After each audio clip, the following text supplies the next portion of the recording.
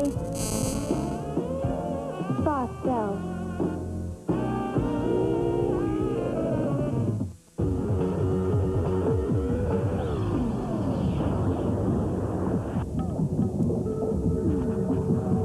Time can be stopped.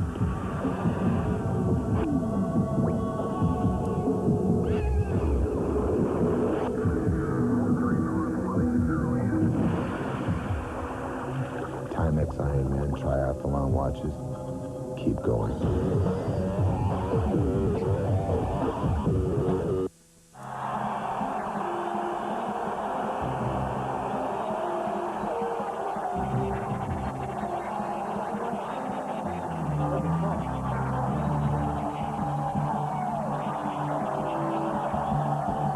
Tonight from Baton Rouge, Louisiana, in the Southeastern Conference, the #1 ranked team in the nation, the Florida Gators, come calling against the 14th ranked Tigers of LSU. This man, 25 straight Southeastern Conference wins. Who can slow down this juggernaut? Can it be the LSU Tigers tonight? The average margin of victory in those 25 straight wins, 27 points over their opponent. Hi, everybody. Ron Franklin along with Mike Godfrey, and welcome once again to primetime college football here on ESPN. And tonight we get a chance to look at the #1 team in the nation. Now, Mike, I mentioned a moment ago, their margin of victory in those 25 games, just about 29 points per game over their opponents. But tonight we want to talk about defense, because all of a sudden the group they call Stoops troops are really taking over domination in Gainesville, Florida. Ron, they're a perfect complement to the Florida offense. They play the same way. They attack you the entire ball game. They have depth. They have big defensive linemen. They get Ed Chester and Reggie McGrew back tonight. Two big defensive tackles. They only give up 32 yards rushing a game. Very difficult defense to run against. Speaking of difficulties, the LSU Tigers playing without the guy they called the Diesel. Cecil Collins broke a leg last week. Now, the cupboard is not bare. Falk is there, Mealy is there, certainly better than average replacements, but we both agree this game comes down to one guy tonight, Mike. It really does on offense, because you lose Cecil and the Diesel, who's the big play running back for LSU, but it comes down to quarterback Herb Tyler. Ron, he's got to have a near-perfect ball game, throw the ball down the field, screens, delays. He's got to be able to roll out, scramble for some yards, not have any turnovers. He needs a big game for LSU to win this football game. Well, you see those numbers on him, only 3 losses in an impressive group that he has lost to. Jerry DiNardo, in his 3rd year, he's 0-2 against the Florida Gators. And this man here has never lost to LSU. As a player, he won 3 times. As a coach, he has beaten them 7 times. Ron, I think this is a good sign for LSU to receive. You don't want Florida to take that ball right off the bat. Temperature is going to be mild this evening. Humidity is low, but look at the wind. It could have a little bit of an effect on the passing game and also the kicking game tonight. Foster and Cleveland back deep. This is Robbie Stevenson who will kick it off. Falk and Mealy back deep for LSU. And this one is going to go out of the base of the end zone, and LSU will scrimmage. Let's check in with Adrian Karsten. Well, Ron, tonight Florida is out to set yet another SEC record. If they can beat LSU here in Death Valley, that'll make 20 consecutive conference road wins, and that's a huge accomplishment. Now, we've all heard that Death Valley has always been college football's toughest place to play and win if you're the visiting team because of this loud crowd. But you know what? Furrier said, bring them on. They won't become a problem if we don't allow them to be. The problem is here that LSU is going to have to defeat that attitude and the speed that Florida always backs that claim up with. Here's Falk, has 5, 7, 8 yards. Tony George from his safety position comes up with the tackle, but Falk moves the ball out, and there was a flag down at the line of scrimmage. This is the way they start. Tyler, of course, at quarterback. With a Falk, and Robert Tyler is the fullback. The wide receivers, Frazier, Foster. Foster, the game breaker. Hankton is the tight end. And up front, I think, an underrated offensive line in Jackson, Perry, McClure, Faneca, and Langley. Alan Faneca on the all-preseason SEC team, some preseason All-American team. Offside by the defense. First down. Ron, I think this is the best offensive line in the SEC with LSU and the best defensive line in Florida. So it's a good match tonight. Doyle Jackson, the referee tonight, steps off the 5 yards, so it's first down and 5. As you take a look at 55, Woody Cohen, the defensive end for Florida. Pitch back comes Falk. finds an opening. Going to have 10 yards, and he'll take it out over the 35 to the 36. Counted off at 11. And what a start for LSU on 2 running plays. And, Ron, you made the point about Falk coming out, that he was hopping around, jumping around. He's ready to play tonight, and you can see he's got a burst. Well, he was sky high as they came out the tunnel. He was leaping about 3 feet in the air, trying to get his teammates as fired up as he. This is a game that last year he wanted to forget. You look at his season, he's been injured. He wants to step up and say, hey, I'll make you forget the diesel tonight. We'll see if it happens. Falk again, right up the middle, this time short yardage. He's going to be stacked up maybe after a gain of 1. And here are the starters defensively for the Florida Gators. That down 4, even the second teamers here behind these guys are very good. Rogers, Chester, Moten, and Cohen's look for McGrew to be back in there at right tackle. The linebacker, same situation. Rutledge, Dwayne Thomas, Mike Peterson. Curse, of course, outstanding. We'll see him a lot tonight. Fred Wary, 3 years as a starter. Elijah Williams at left corner was their leading ball carrier last year at a time. Moved from the running back spot to the cornerback position. Play action. Gets by Cohen, stows his pass, has it complete. First down out at midfield for the LSU Tigers. 14 yards in the pass play. Tico Brown came over to make the stop. And that's what Herb Tyler does best. He's 18-3 as a starter. He's about 5'9", so there's not a lot of throwing lanes when he drops back to pass. But when you get him on the move and he gets turned here, he finds an awfully good receiver in Larry Foster down the field. Foster is a guy much akin to the speed and discipline receivers that Florida has. Just like the Florida receivers. Second pass, sets in the pocket, going to run it. Cuts it back into the middle. Gets by 1 tackler, and is going to have 4 yards in the play. Mike Moten tripped him up. Now, one of the things that Tyler brings to the table is that right there. You better make sure that you keep him in the pocket. Plus the fact, Mike, LSU, to keep that defense honest, is going to run a small percentage of options tonight. They are. And what he did on that play is he was going to throw the ball to Kevin Falk on the outside, but Florida was in man coverage, took it away, so he showed his scrambling ability up inside. Huge win for Penn State tonight, 31-27 over an awfully good Ohio State team tonight, as that was a to and fro. This one here starting off as though it may be to and fro. Down the line, there's the option I talk about. Falk with a pick. Has the first down, and he's off and running. Caught by Rutledge, and if he doesn't get him, it's 6 points LSU. Well, you talked about earlier the threat of the option, and this is the way you want Herb Tyler to start the football game. He has started very positively. Morris Watts, the offensive coordinator, calling for the option. Florida hasn't seen the option yet this game. Kevin Falk takes it on the outside, big play.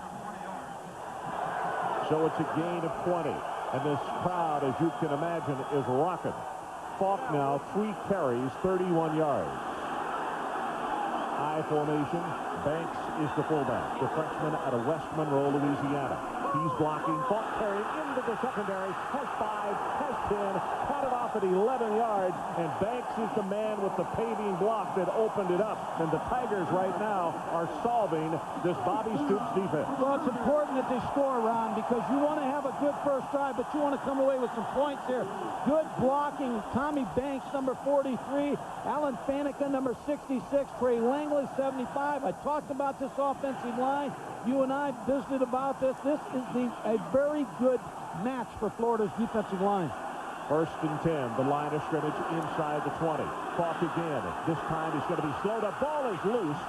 Nobody has seen it. Florida has picked it up. And that's 54, Willie Rogers, as the ball came flying out of the pack. And much akin to what happened last year to LSU against Alabama. They drove the ball right down the field, got a penalty, and came away with nothing. And it's just what I was saying a play ago, because if you don't score touchdowns against Florida, you can forget it, because you're going to be in track meet, because you know they're going to score points. Rondale Mealy, number 7, gets the ball knocked out. McGrew. It will look like McGrew, who's just back this week, knocked the ball out for the fumble, and Florida now starts on offense. Wow, tough break. LSU drives the ball right down the field. Florida comes back with their offense. This running play by Taylor. Going to be held up as he crosses the 28 to the 29. And that's Charles Smith who has stopped him. Let's check the starters as we try to regroup here in a very rapid start. Doug Johnson, of course, the quarterback. Fred Taylor and Rod Frazier. Taylor looking for still another 100-yard game. The wide receivers, they are oh so deep. But Green, certainly the cream of the crop. And keep an eye at 89. Aaron Kinney, outstanding and huge tight end. The offensive line, Pillar, Kalick, Rich, Blackshear, and Mo Collins. Pillar just back. Second down and 6. Pressure, gonna be sacked. Chuck Wiley. A loss of 15. Four-man defensive front. Chuck Wiley's a captain on defense. Carl Reese says he's the kind of player you want to coach with a great work ethic, and you've seen beat the block of number 59, Wiley Rich, for the sack.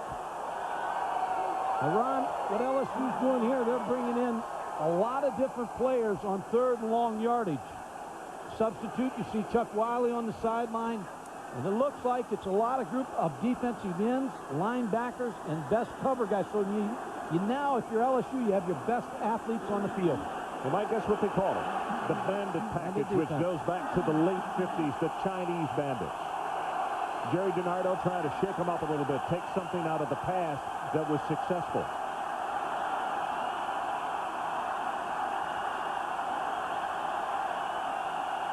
Doug Johnson's going to have trouble hearing these signals.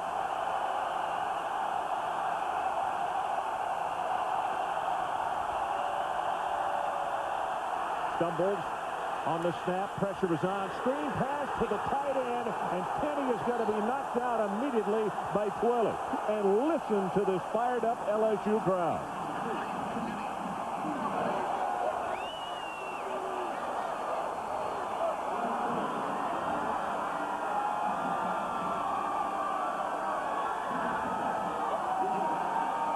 Fourth down and 23.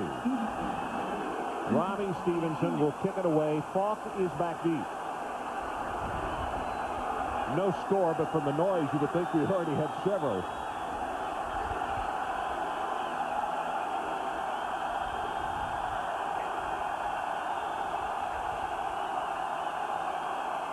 They got the return on this as a driving spiral with the win. Falk all the way back to the 29-yard line. Return to the near sideline. Waits for his block. He gets it. Gets another. One man to beat. And Stevenson slows him up, and he's caught from behind. Stepped out of bounds around the 40-yard line. They're going to back it up about 15 yards. Jerry DiNardo looking down the sideline to see if there are any flags. There are none, and his Tigers take it over in Florida territory. As you look once again. What makes this return is Kevin Falk gives time for his players to set up the return. You see him almost jog, and then he turns it on down the sideline after he gets a lot of good blocks. Charles Smith with an outstanding block of the play, number 35. As you see Bobby Stoops on the sideline, or I beg your pardon, Coach Stevens on the sideline talking with his offensive line. Frazier in motion. Tyler down the sideline. He will score. 40 yards.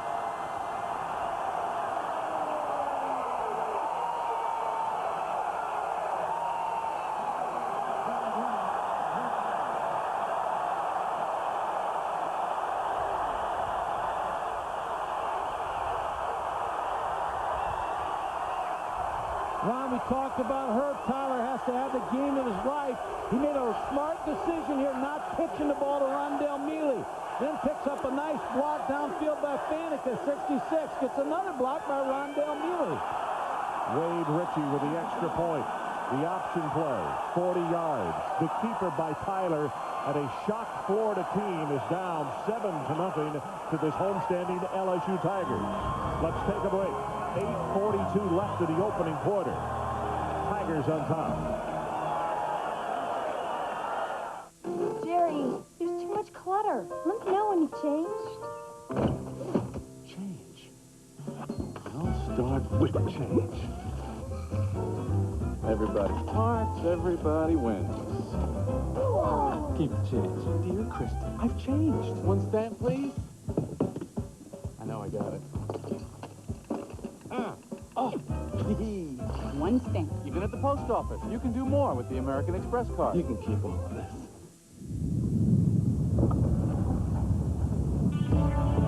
Presenting the 1998 Chrysler Sebring convertible, designed for exhilarating driving 365 days a year. Rain or shine, built on the belief that great cars appeal to a more passionate side. Now lease the Sebring JX convertible for just $299 a month. Chrysler, engineered to be great cars.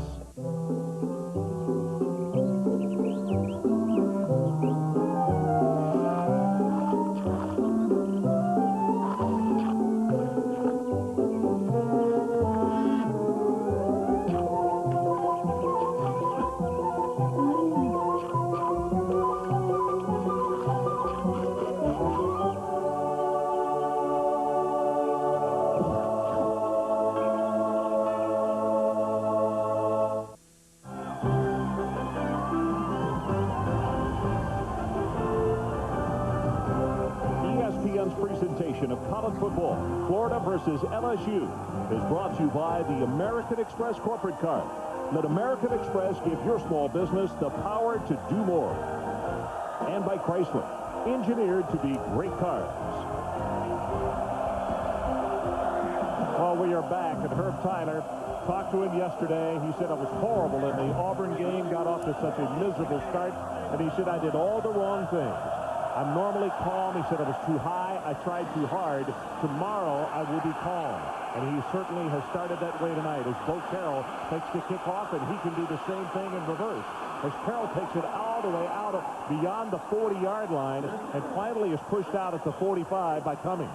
43 yards on the return. That's the one thing you don't want to do. You don't want to give Florida a short field. I don't want to just go over this play that they scored and just stop it here a second. Now, this is a good decision. Now, this is Rondale Mealy here who's going to get the pitch. But now, watch his hustle down the field. This is what causes championship plays now.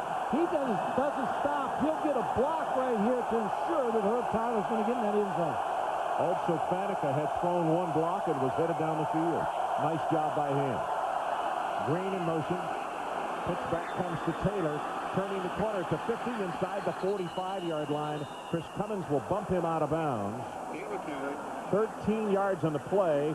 And Green, who not only catches it well, was out front blocking on that play. Now, look at that graphic right there. 91-10 in the first quarter. But that return of that kickoff. First time that anybody scored a touchdown on him in the first quarter. That's right, but that return sets up. You don't want to play a short field with this offense, Florida. You can't get satisfied with one touchdown. You're going to need a bunch. Well, that's Zach Pillar, who was shaken up on the play. They just got him back. He's only played like 3 or 4 plays in the last 2 ball games. And you can see him limping off, favoring his left leg. We'll get a report. That means that Cooper Carlisle, a sophomore out of Macomb, Mississippi, will come in replacing Zach Pillar. Carlisle, 6'6", 291, and a sophomore.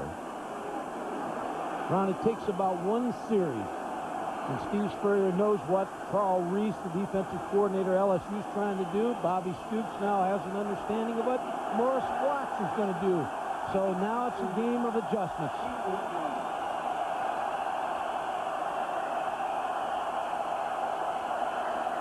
Johnson sets in the pocket, going to go up on top, looking for Green. He's got him, just knocked away at the last moment. Chris Cummings, nice job defensively on Jaquez Green. But that's what they do. They make you work the field on defense. Jaquez Green, who's a great receiver, caught 10 touchdowns last year and 4 more that were called back by penalties. So he shows you what a big play receiver he is. He just runs by Chris Cummins.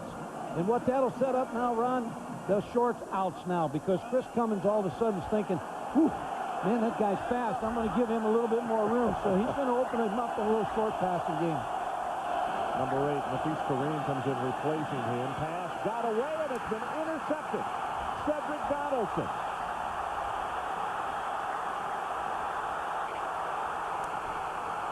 Donaldson Donaldson. They need a block on Doug Johnson, and he could take it the distance.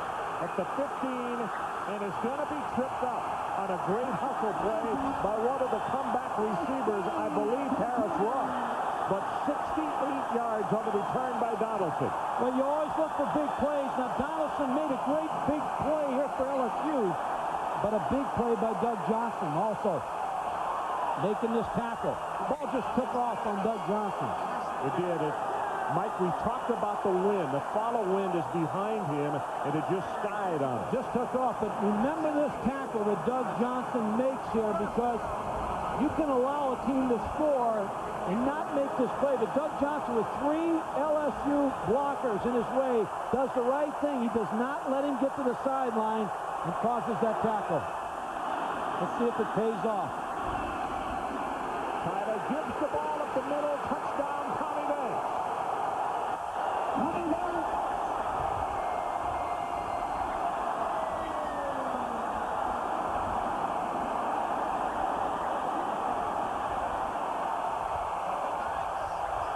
Hello there. Wow. If you've just joined us, 7:44 to play, opening quarter, and the score you see is correct. The LSU Tigers trying to go out on top 14-0 over top-ranked Florida. It looked like they trapped the defensive tackle for the touchdown. Wade Ritchie, perfect on the extra point. Jerry DiNardo's LSU Tigers in a shocking mood tonight. Let's take a timeout as you look at Banks, the freshman from West Monroe, diving into the end zone.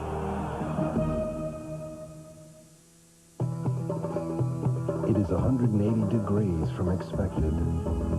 It is a leather-trimmed interior, available heated front seats, and an Infinity 10-speaker audio system.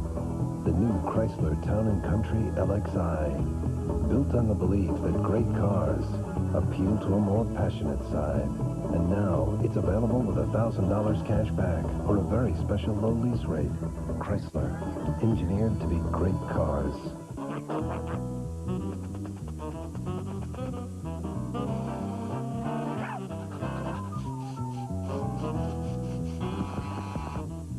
It's no fun to itch. That's why Owens Corning created Miraflex Insulation. It's made with a revolutionary fiber that's virtually itch-free. So it not only saves on fuel bills, it's more comfortable to handle and install. Use Miraflex Insulation because life is better when you don't itch. For a free sample of Miraflex fiber, call 1-800-GET-PINK.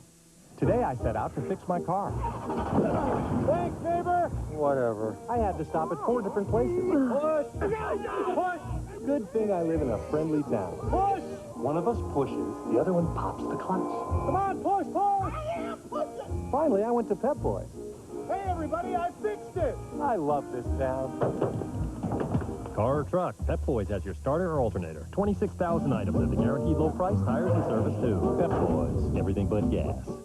Intrastate rivals clash in the ACC as North Carolina travels to NC State. North Carolina, NC State, next Saturday at 6 on ESPN2.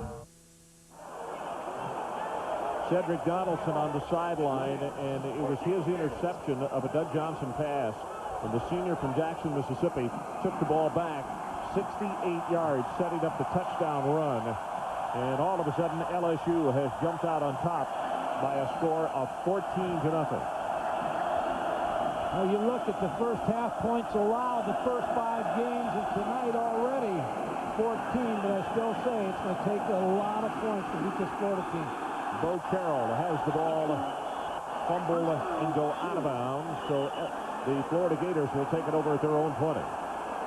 College football next Saturday at ESPN, 12:30 Eastern. Tim White and Tavian Banks lead the 16th-ranked Iowa Hawkeyes into Ann Arbor for a Big Ten showdown with number 6 Michigan. Then at 7 o'clock, Peyton Manning and 10th-ranked Tennessee join us in Birmingham as they take on the Alabama Crimson Tide. It's all here next Saturday on ESPN.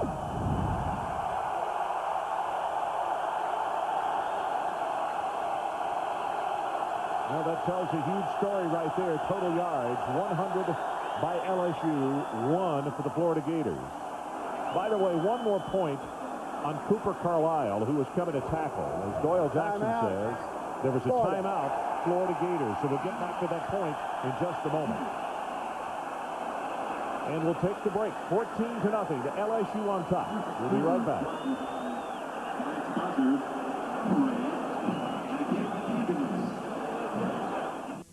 Bojangles has made a new Southern-style fried chicken so good, it's being served at important business luncheons,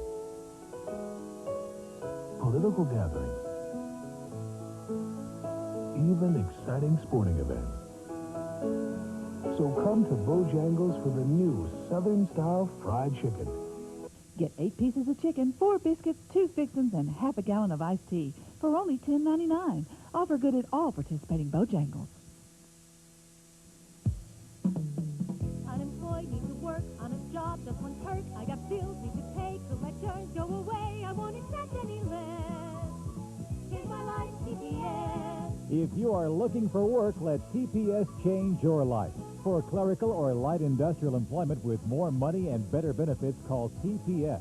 Apply today and be working tomorrow. I won't accept any less. Change my life, TPS.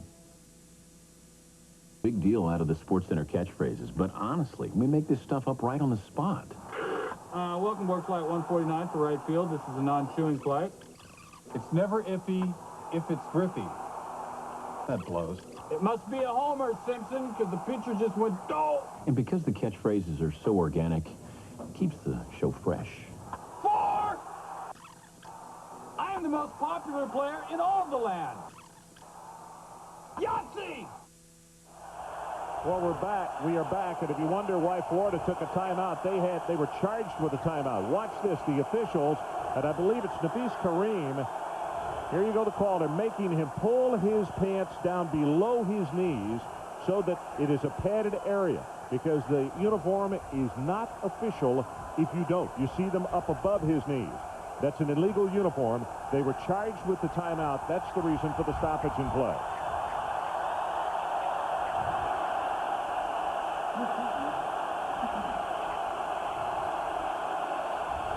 Counter tray. Taylor, maybe a gain of a couple. Chuck Wiley. And let's check in with Mike Tirico. Mike. Not a good last half hour for the big teams from Florida. In Durham, Bobby Campbell, the keeper, and Duke has taken a 7-0 lead over Florida State. And then the next possession, Duke defense holds FSU 3 and out. Wow. Well, Mike, is it one of those Saturday nights? Break up Duke. Taylor now 3 carries, 21 yards. From the shotgun, Doug Johnson. Drills it, got it complete to Kareem, and he's out of bounds at the 42. And Mike, I would make the point, he had him open once, didn't throw on time, and waited for him to move on across in front of the secondary and hit him then. You're right, because he had time, pass protection time. And he was able to sit back there and just wait for Kareem to open up. He just sat there and waited for him to come open. Well,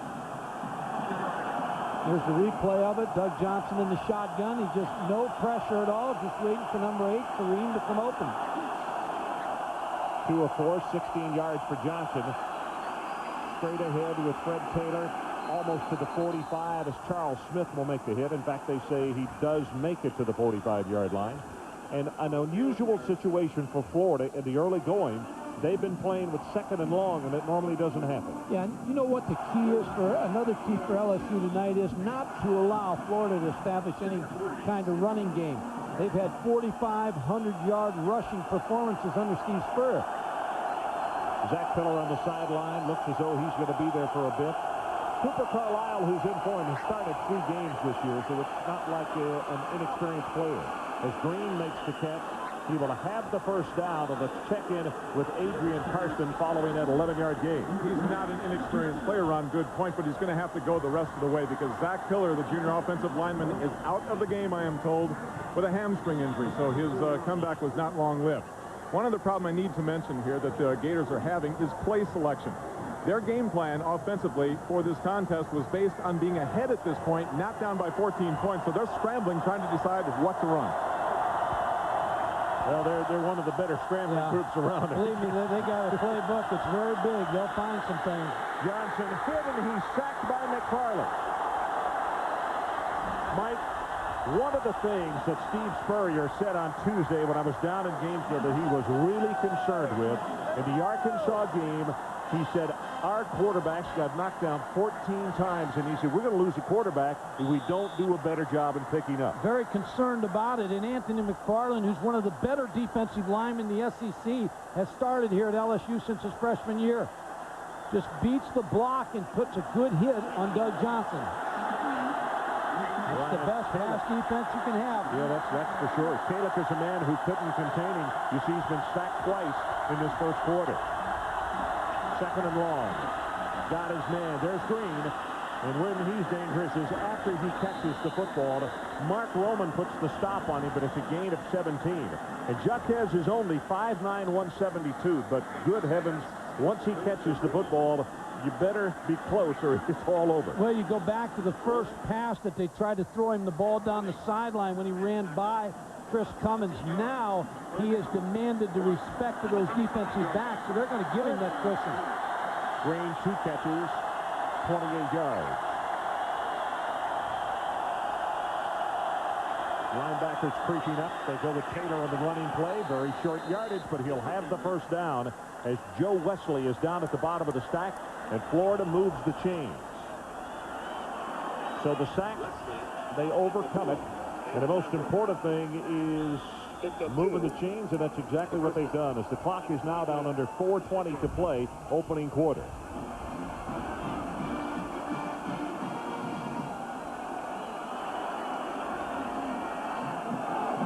Eighth play of the drive for the Florida Gators. They started back at their own 20. Doug Johnson, the sophomore out of Gainesville, sets deep in the pocket. Far sideline, looking for the end zone. Travis McGift, and that ball is almost intercepted by Donaldson. He already has one, and he went diving for a second one. Again, Mick, probably a bad decision by Doug Johnson to try to go to Travis McGift. That ball could have very easily been intercepted.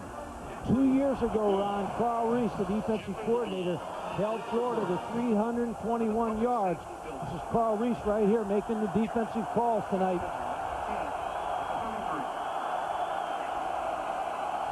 Second down and 10. Play action again. The far side ball is tipped. Nice job knocked down by Clarence LeBlanc, the sophomore out of River Ridge, Louisiana. As it did appear as though the receiver was open for a moment, and LeBlanc did a nice job of adjusting and coming back to tip the ball. Here comes the Bandits on the field again. Now all the athletes. Now they take out all the defensive linemen and bring in all linebacker, defensive back types right here, because they figure that Florida's not going to try to run the football, so they want pass rushers and cover guys. Third down. The line to make for Florida is the LSU 23.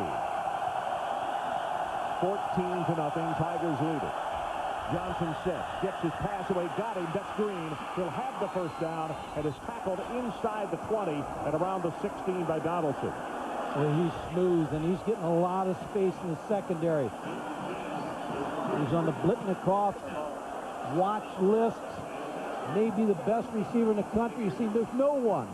They removed the underneath coverage, and they are so fearful of his speed that the cushion is so big. This time he and Richardson go wide to the right along with McGriff. 3 wide receivers, top of your screen. Wind picks up here at Baton Rouge. Again, they go to the right side. Somebody blew a coverage. Nobody on Green, and he'll take it down to the 5-yard line. Donaldson on the tackle. And Mike, I say that not knowing exactly what Carl had called, but there had to be somebody closer in the zone. Yeah, what I think happened there, you had a misread. That a lot of times you'll read the pattern. Jaquez Green just comes off the ball real slow, and he's sitting right out here in the flat, and there's nobody near him. Now, I know he's got great speed, but not that great. Cedric Donaldson, number 27, was guarding the goal line. Gain of 12 in the play. First and goal for the Florida Gators. They go with the running play. Taylor inside the 4, and he's down to the 3. Charles Smith defensively for LSU. And quickly they get McFarland back in the ball game as Mitchell comes to the sideline. Well, you see all the substitutions that LSU's doing, and we talked about the bandit front where all the athletes come in the front four. where they think that will help them if this game's close in the fourth quarter. Then you look to get a pass rush, and you don't want your defensive linemen tired. So they're trying to save them throughout this ballgame. That's Kareem coming here just in front of you to the right of your screen. 13th play of the drive. Pitch back goes to Taylor at the 3, at the 2. He will score. Cooper Carlisle, number 70, with a paving block on the touchdown run.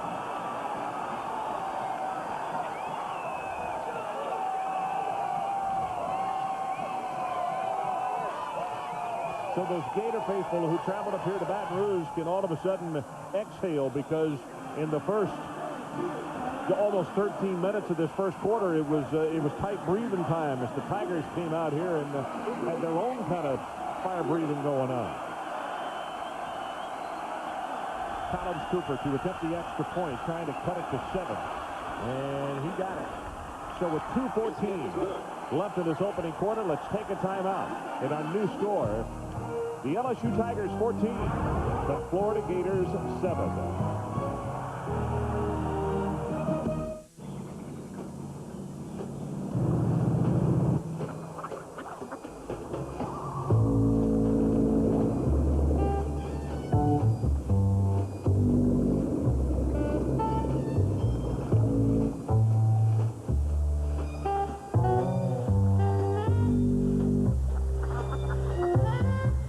Western on Lake Tahoe features a dock with boat rentals. Best Western, across the street from Ordinary. I heard my door close and I ran out to the truck, and this guy is standing there with a case of beer in his hand, and he tells me, he goes, "Oh, I was putting it back." My days are usually 10 to 12 hours a day. Come in here, get my invoices. From there, I get out on the road, start delivering. You see people, you go into the bars and you see people drinking, and you think, that looks good. I wish I could have one right now, especially on a hot day like today. It's a tough job, but I love it. When you have heartburn, indigestion, and pain, these won't give you complete relief. For your worst symptoms, none of these will give you fast relief. Problems this bad need the 100% solution. Alka-Seltzer, the only one with effervescent power to speed relief, plus the medicines to relieve all your symptoms. Don't settle for some relief. Get the 100% solution, Alka-Seltzer. And try the best-tasting Alka-Seltzers ever, cherry and lemon lime. Fred Taylor with his 4th rushing touchdown of 1997. And he and the Florida Gators have cut this LSU lead in half, 14-7. Ron, they got to find a way to close that cushion a little bit on Jack Green, because he's too far open. No, you're right. Too easy throws. To cushion him is one thing, but that thing is gigantic. And like on the one play that he took to the 5-yard line, a gain of 12 just before they scored, nobody was within 10 yards of it. Green has 4 catches, 56 yards. Stevenson kicks it off, kicking with the wind, and Falk's going to return it from 3 yards deep. And Falk will be bumped out of bounds at around the 23. Well, a nice-looking scoring drive by Florida. 13 plays, 80 yards, 5 minutes and 23 seconds, and Taylor scores it on the 2-yard run. Ron, it'll be interesting now what Florida does defensively. They've been hurt by the trap up inside, the one-back set, and the option. So now I think you'll see them maybe crowd the line a little bit more, get some more defensive backs involved in this run, especially to the tight inside. Bobby Stoops, one of the nicknames, seems to be favored down in the Gainesville area. Stoops Troop talking about this defense. But they got a little shocker in this opening quarter, giving up 14. Pass thrown complete. Got it out to Frazier, close to the first down, and wow, Fred Weary not only made the tackle, but took his headgear off. The difference in this ball game so far has been the play of Herb Tyler. Now, he has come out here and played exactly like we thought he could play. You talked about the Auburn game, and Morris Watts said he got caught up in the comparison with Damian Craig and just didn't perform well that night. But tonight, he has come out of the gate strong with this little quick pass on the move to the left. As I mentioned, Mike, he told me yesterday, he said it was my fault. I was just way too tight, way higher than I should have been, as this running play by Falk is going to be close to the first down, but I don't think he made it. Reggie McGrew is down at the bottom of the stack. And let's check in once again with Adrian Karsten.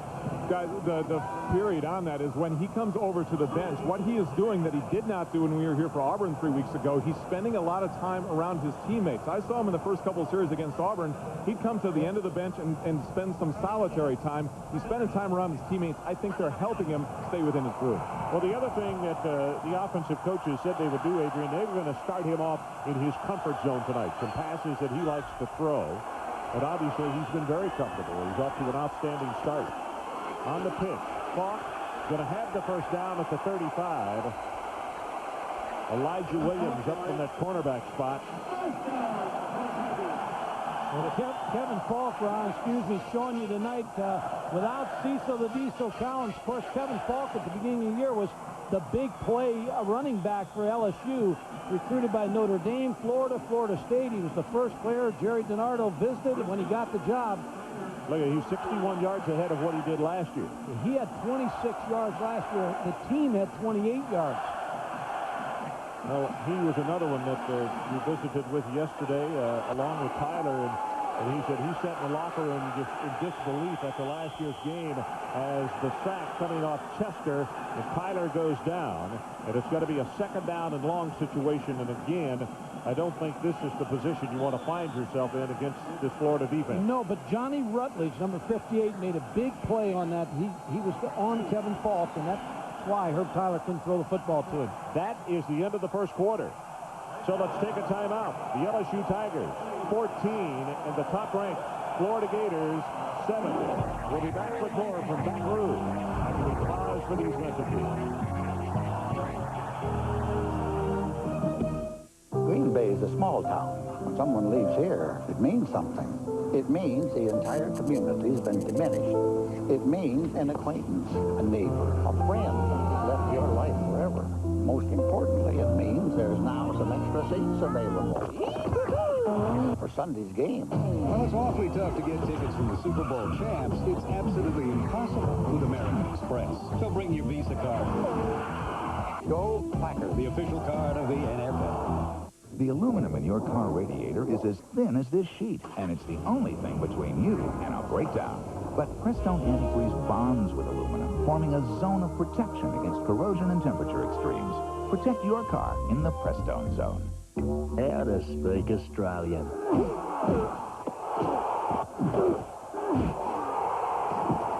Touch football. Beer. Foster's, Australian for beer. Before you do this, you got to... Man, keep putting the heat on them. Call now and grab the ultimate preseason package. You have this, and this, and this. Before you drive, or you ride, or you float, or you fly, somebody's got to make this, and this, and this. And you cannot make this.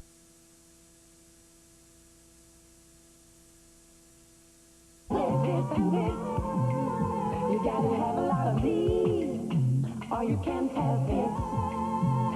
And if you want to have these, you want to have this and this and this. No matter where you are, anywhere in the world, you are never very far from a Siemens product. So if what you need is this, or this, or this, or this, We're Siemens. we can do that.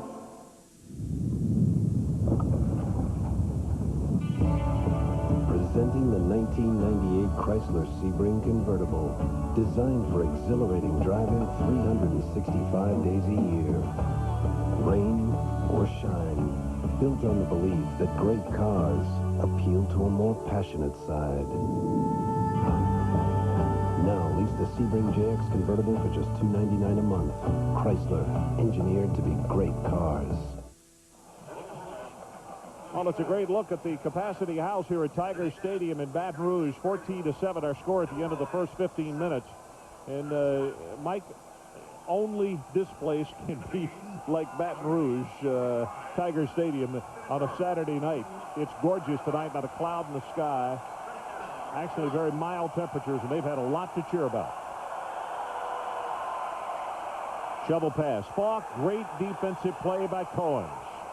Right there to stop it just as the ball was pitched. And Falk is going to go down for a loss. And what you don't want here, Morris Watts, the offensive coordinator, you do not want to put Herb Tyler in a bad situation here.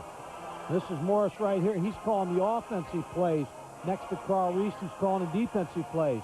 But this Florida defense has been very turnover conscious. You don't want to give them the ball inside this 50-yard line. Third down. Line to make. LSU needs to take it out to their own 44. You see the pressure from everywhere. Going to go on top. And in and out of the hands of his receiver, Tyrone Frazier. But boy, it was tough looking back over the shoulders, but he might should have caught that one, Mike. You got to make that catch, Ron, because that's the kind of catch that's going to separate you from the #1 team in the country. Fade route working on Elijah Williams, the former tailback for Florida. He's got to make that catch. Wow. That was well-thrown ball by Herb Tyler. Kessler leads the nation, 51.6, and he's kicking with the wind. So Green may even have to back up from where he is. Line drive, and yet Green is retreating all the way back to the 18-yard line. Makes one miss. Two, still on his feet, and almost came out of the pile. And it looks as though Smith caught him from behind on the special team. Well, can't get enough college football on Saturdays. We'll check out the ESPN game plan on pay-per-view. $11.95 gets you up to 10 extra games, which aren't normally available in your areas. So call your local cable operator or DirecTV and ask for the ESPN game plan. Ron Franklin, Mike Gottfried, and Adrian Karsten coming to you from Tiger Stadium in Baton Rouge. Opening moments of the second quarter. Doug Johnson from the shotgun throws his pass, has the first down, and it's Green. Jaquez Green with a falling kick. And Mike, I'd like to get you to comment on Johnson. Everybody expects him to step right in and take over for Werfel. This is only his 6th ball game, but boy, he has a lot of poise. Well, he really does, Ron, but it goes back to this baseball, playing in the minor leagues. And I went down 2 years or a year ago and watched him practice in August, and you could tell he's going to be a great quarterback. Everybody thinks Danny Werfel's out of there. They'll slip a little bit. There's no slippage with this guy. First down, the ball just across the LSU midfield site. All of a sudden, momentum is shifting back over toward the Florida Gators, it feels like. As Taylor hit at the line of scrimmage, and he gains a couple. And let's check in with Mike Tirico. Mike? Well, Ron, Randy Moss is at it again. The Marshall wide receiver. 2 touchdown catches already against Akron. So here are the numbers. 16 touchdowns in 6 games. Marshall leads by 14. He's been like a man among boys, hasn't he, Mike? Yeah, I think I heard a lot of people say he's the best receiver in the country. I'm not sure about that. I know he's a good one, but Jaquez Green, and we've seen some other great receivers this year. Short drop this time, quick out pass, that's McGriff. And he will have the first down and pushed out of bounds just short of the 35 by Cummins. By the way, for those of you also who are just coming in, joining the game and saying, why is Florida wearing blue? LSU requested that they wear white. So here's the situation. Next year, when LSU goes to Gainesville to play the game, if Steve Spurrier wants, he can ask them to wear their purple jerseys. And LSU would comply with that. Knowing Steve, he may wear practice jerseys. 3 wide receivers to the right, to the bottom of your screen. First down and 10 as Florida continues to move. Johnson, throwback pass, has it to his tight end. And LeBlanc will make the stop, and Paris Ross. He's a senior out of Dade City, 6'2", 234. Ron, Doug Johnson comes into this ball game throwing 20 touchdown passes in 5 games. And Steve Spurrier, when he talked to us about him the other day, said he's a natural thrower. But that goes back to, again, I always like quarterbacks who are pitchers in baseball because they're always working control. He plays a little third base and pitched in the pass. So I think that's helped him with his control in football. Second down, line to make is the 26. Quick pass this side. Green can't hold on. Loses the football as Cedric Donaldson, who already has a 68-yard interception return in this ball game, had to cover. I got to tell you what Cedric said yesterday. I said, Cedric, covering a guy like Green, are you a little intimidated? And he said, yeah, but I'll never let him know it. He said, I'm out of junior college. And I said, what will you say to him? And he said, I'll say to him, hey, you got the big name. I'm from junior college. I'm nothing. Show me what you got. I don't know if I'd do that so early in the ball game, though. I think I'd wait a little while. Show me what you got. That's what he said he would say. Jacques will showing him, too. Johnson's pass almost to Green. A little too tall, and the defensive back had gambled. Well, you were just talking about Cedric Donaldson, and I think he lost the football a little bit. He did, Mike, because if Green comes down with that one, he turns and walks into the end zone. See the break by Cedric Donaldson, but I think he just lost the football. So now it is fourth down. No movement on the sideline, and the Florida Gators and LSU is caught under substitution. They're going to have to timeout. Yep, they're going to call a timeout because they couldn't get the bandit package on the field, and they'll burn one here. So let's take a break. 11:56 left until halftime. Tigers by 7. My ancestor dreamt of winning the Highlands Open, but his golf wasn't up to par. So he designed a wider golf club for better control of his drive. Truly, wider is better. Improve your drive with the Wide Track Grand Prix Sports Sedan. Its unique Wide Track design sets the wheels wider for better control on any course. My family crest still bears the proverb. Nashleha, Nasher. The Wide Track Grand Prix. Driving excitement by Pontiac. Wider is better. Looking for the answer to one of life's toughest questions?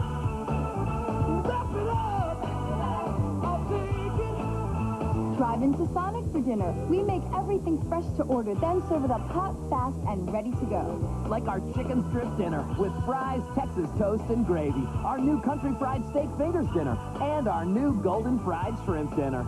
Complete dinners, ready to go.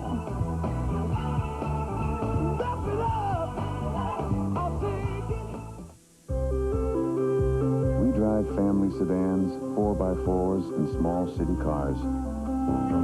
We carry groceries, we carry lumber, we carry life. And we all want to feel safe doing it. Making a lot of different cars and trucks makes us, well, the car company. Making them all deliver the things that matter most makes us GM. The company you count on wherever life takes you. General Motors, people in motion.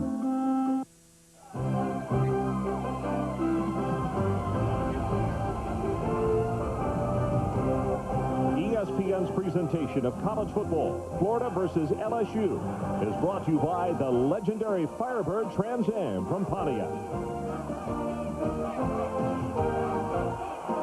Welcome back to Baton Rouge, Louisiana. Mike, let's talk about this decision of not going for the field goal. I think that Steve Spurrier feels his defense now has control of LSU's offense, and he's got Jacquez Green open for 10-yard throws. Let's see if he goes to him on the curl route. But I think a good call here by Steve Spurrier no matter what happens. Cooper 2 of 3 in field goals, and now Florida wants a timeout. Doug Johnson turns around and says, nope, let's take a timeout.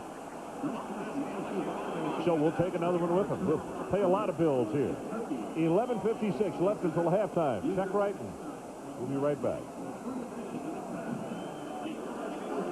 My name is Frank Maddox. I'm a baseball scout for the Seattle Mariners. 244 pounds, he's probably a little hefty. We need somebody else for center field. But there's no way I'm going to Phoenix, man. It's too hot.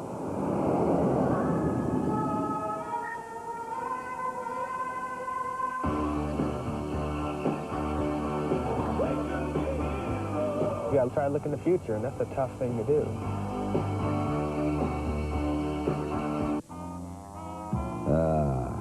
Traditional luxury cars.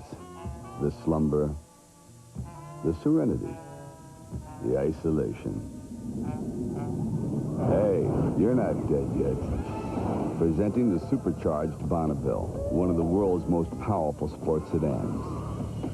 Made traditional luxury, rest in peace. Luxury with attitude. The Bonneville by Pontiac. Rivalry? Are you kidding? There's nothing like a good rivalry. Hey, you don't want to just beat them. You want to beat them big. Real big. I mean, they really get my juices flowing. I can taste it. Because, you know, our fans love the win.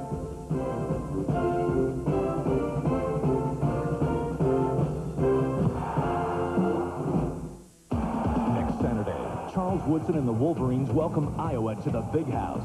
Iowa, Michigan, next Saturday at 12:30, only on ESPN. So LSU leads at 14-7. And for the third straight year now, Burger King will recognize outstanding student athletes through the $1 million Burger King College Football Scholarship Program. Tonight, Burger King students of the game are from Florida junior fullback Terry Jackson. He enjoys a 3.7 grade point average. And from LSU, the nation's leading punter Chad Kessler, a senior, with a 3.91 in microbiology. Fourth down. They need the 25-yard line to hold on to the football. Blitz is on, and Jackson is stopped. Troy Twilley, way back. Where are they going to mark it? At the 47-yard line. Nick, at the 48-yard line of LSU. And we talked about differences. Danny Werfel probably, with his experience, would have picked up that blitz and thrown the ball away. Doug Johnson has to learn that. Troy Twilley's going to come from the top side. He's lined up on Kareem, number 8. Doug Johnson does not see him. Now turns into a big play for LSU with field position. And you could see Twilley just left his man that he was head up on at the line of scrimmage. It was a good disguise, and the receiver didn't turn to a hot route. Without a doubt.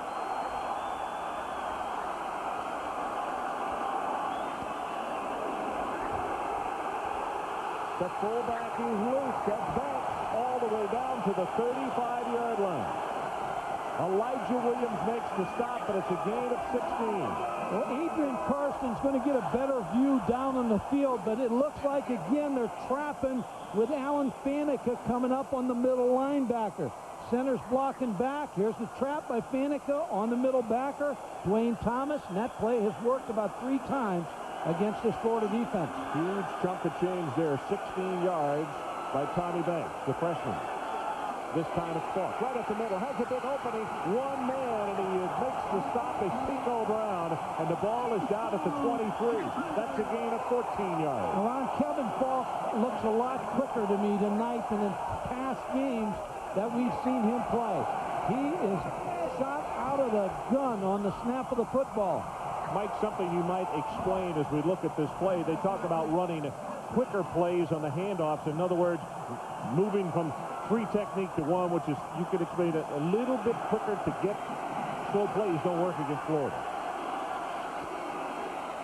Banks this time maybe 1 as Rutledge makes the stop. Okay, Ron, talking about what you're talking about, what they looks like they're doing tonight is, rather than stringing the ball out to the tackle or the tight end, they are hitting everything quick up over the center and guard. And right there, Alan Faneca, number 66, is the man they've chosen to try to run behind tonight. So everything's quick so that Florida can't get any penetration in the backfield. That's what Morris Watts, the offensive coordinator, said. He said, if you want to have a play eaten alive, just run a slow developing play against Florida. Fade route, near sideline, it is caught out of bounds. Larry Foster was there, but clearly his foot came down as the cover by Fred Wary. What happens when you run the ball successfully? Banks up on the trap. Kevin Falk running the zone play. All of a sudden now you get Fred Wary, number 24, on the outside where he's got to play against a pretty good receiver, Larry Foster. Now, they worked against some great receivers in practice, but Larry Foster is just like the Florida receivers. He's that talented. Yeah, he really is. Larry, a sophomore out of Harvey, 5'10", 190 pounds. Third down. Line to make is the 14. And they go with the running play, and Falk is tripped up, and holding on for dear life was Willie Rogers, the senior out of Miami. Adrian Karsten, what do you have for it? Ron, really what I have is the combination of what you and Coach are talking about, because they do so well inside with that run, particularly in the person of Faneca. This is when the size difference really takes over. Yes, the speed of Florida is important. Then they throw the pass, but he really is an All-American candidate here and doing an All-American job. All right, Adrian, the field goal attempt. Wade Ritchie. This is going to be a 39-yard attempt. Low pass from center. Great job of handling, and it's wide left and no good. And boy, that snap from center, Michael, could come back to play a big part in this football game. Too low, just was not able to get it down.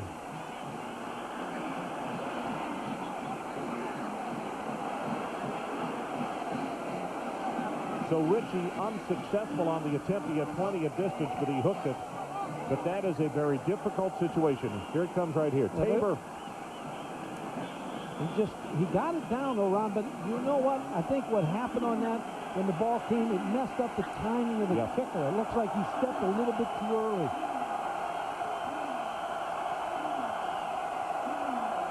Johnson on first down. Got his tight end in the flat. That's Aaron Kinney. And Kinney will be stopped at the 27. Mike Tirico, what do you got for us? Ron, Colorado taking on Oklahoma State, and Colorado's kickoff returns a point of, well, not greatness for the Bucs over the last couple of years. Terrific this year, up top of the country because of Ben Kelly. The youngster takes it back 93 yards. Remember, he had the big touchdown against Wyoming? This one set up a touchdown, and they lead Oklahoma State by 5. Interesting ball game. The Cowboys trying to remain perfect. Running play, left guard, Fred Taylor, and he is out to the 32. Arnold Miller, defensively for the LSU Tigers. This is going to be very close. I don't know if they're going to bring the change or not. It appears they are.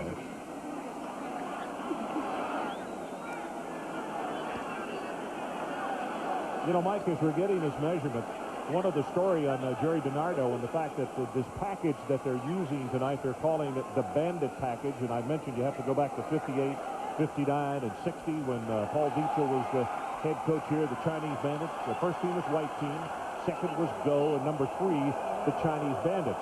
And, of course, in those days, he went both ways, and Coach Dietzel said he didn't know of a tougher group than a bunch of Chinese bandits. What Jerry DiNardo is trying to bring back tonight is to use some of that history and tradition, and he got on the bus yesterday with the book, 100 Years of LSU Football, and he was going to read a little more about it. Straight ahead with the quarterback sneak Johnson. And he will have the first down. Where that'll pay off, Ron, is late in the ball game. Here's a picture taken back in 1958. Everybody got those masks, had their uniform on, and posed for the picture. The Chinese Bandits down here were a very, very popular group. Of course, when you're as good as that football team was, everybody was popular. Jerry DiNardo trying to instill that same type of pride in this football team.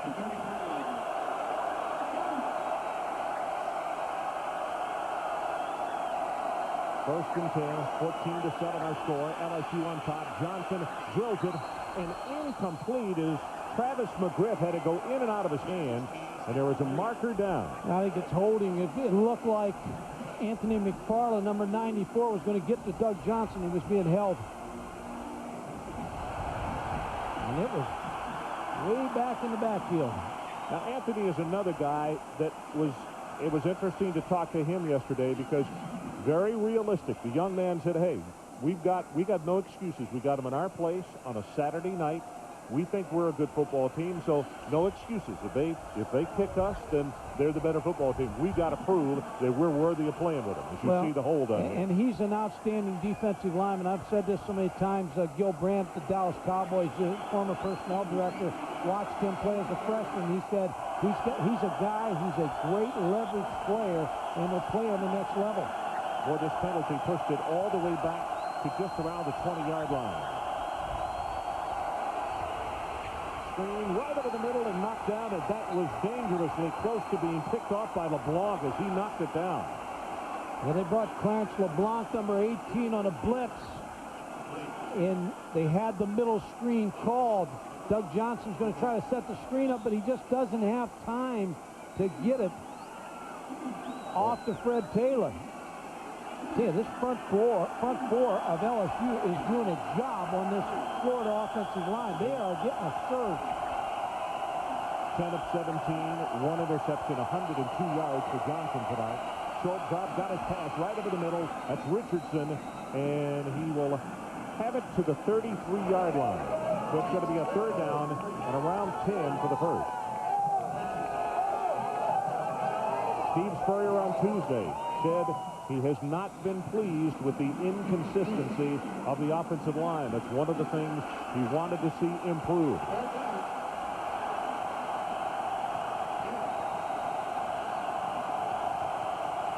They need to take it to the 43.5. Here comes the blitz from the outside. They pick it up.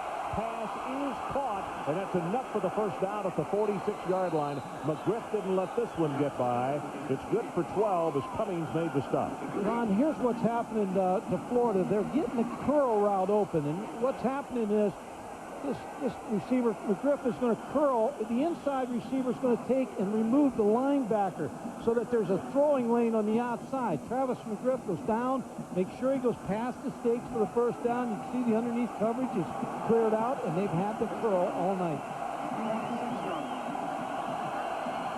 Clock about to go under 7 minutes left in this opening half. Running play, Taylor takes it across midfield. Terrence LeBlanc is there to make the stop. It's interesting when you pressure Steve Spurrier, we just talked about the front four roaring up the field.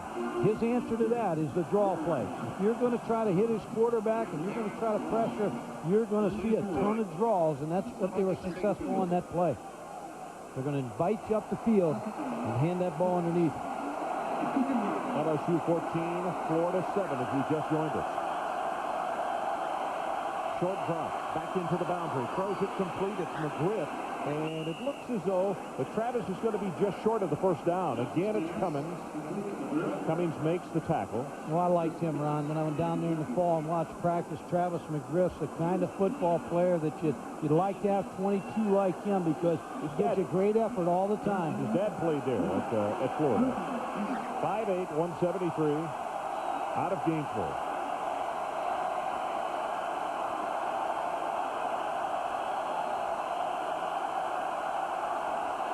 Short drop again, throwing it right back into the boundary. That's Kareem this time. They say keep the clock running, and it is a first down.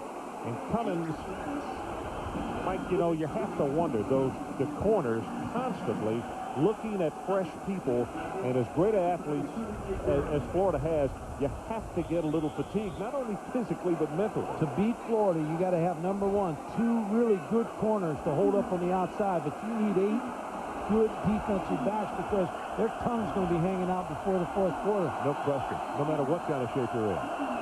From the shotgun, Johnson going to have to hurry, hit from behind, and he's sacked. That's Kenny Mixon, and it's 4 times that they've gotten to him in this first half. Well, Kenny Mixon is the NFL type, big and strong defensive end. He was kicked off the squad last year. Jerry DiNardo let him back on, made him jump through a few hoops, but all of a sudden now he's in the best of graces on this LSU football team. But he is a solid pass rusher. Doug Johnson just feels him a little bit, not able to get rid of the ball. Well, that's certainly a coverage sack. You have to give credit to the secondary. He had no place to go. 4 sacks for -41 against Florida tonight. Johnson's pass, zooms it, has it complete at the 30-yard line. Not enough for the first down. It's going to be 3rd down, and Mike, they're going to need about 3 as Richardson made the catch. Run the same route. Again, when Steve Spurrier has something going successfully, he's going to continue to do the same thing. The outside receiver on a curl, inside receiver on a flat. Now, same thing. He's going to open up the underneath coverage, push downfield. Jamie Richardson open in front of Cedric Donaldson. He's just going to keep going back to the same well. 5 of 7 on 3rd down situations. Here comes the blitz. Fred Taylor right up the middle. Counts the first down at the 25 as LeBlanc makes the tackle. And now we're about to go under 4 minutes left until halftime. And this is just what Steve Spurrier would have drawn up. He would love to burn the clock and go in tied at halftime. You've got to admire the way he calls plays. He finds something that's going well for him, and he's just going to continue to milk it until LSU tries to take that away. First down. The ball at the Tiger 25. LSU leads it 14-7. Gators on the move. Pass is tipped and almost a reception incomplete at the 23, and it's Johnny Mitchell, I believe, who got a hand up and tipped the ball. Well, I tell you what was impressive, though. Taurus Ross, number 88, with the effort that he made. He saw the ball tipped, and he was able to go over to make sure it wasn't intercepted. He's blocking on the left side. Loses his block. Now Ross feels, he sees the ball. Now he makes a great effort to go over to try to catch that football. 2nd down. Clock says 3:53 until halftime.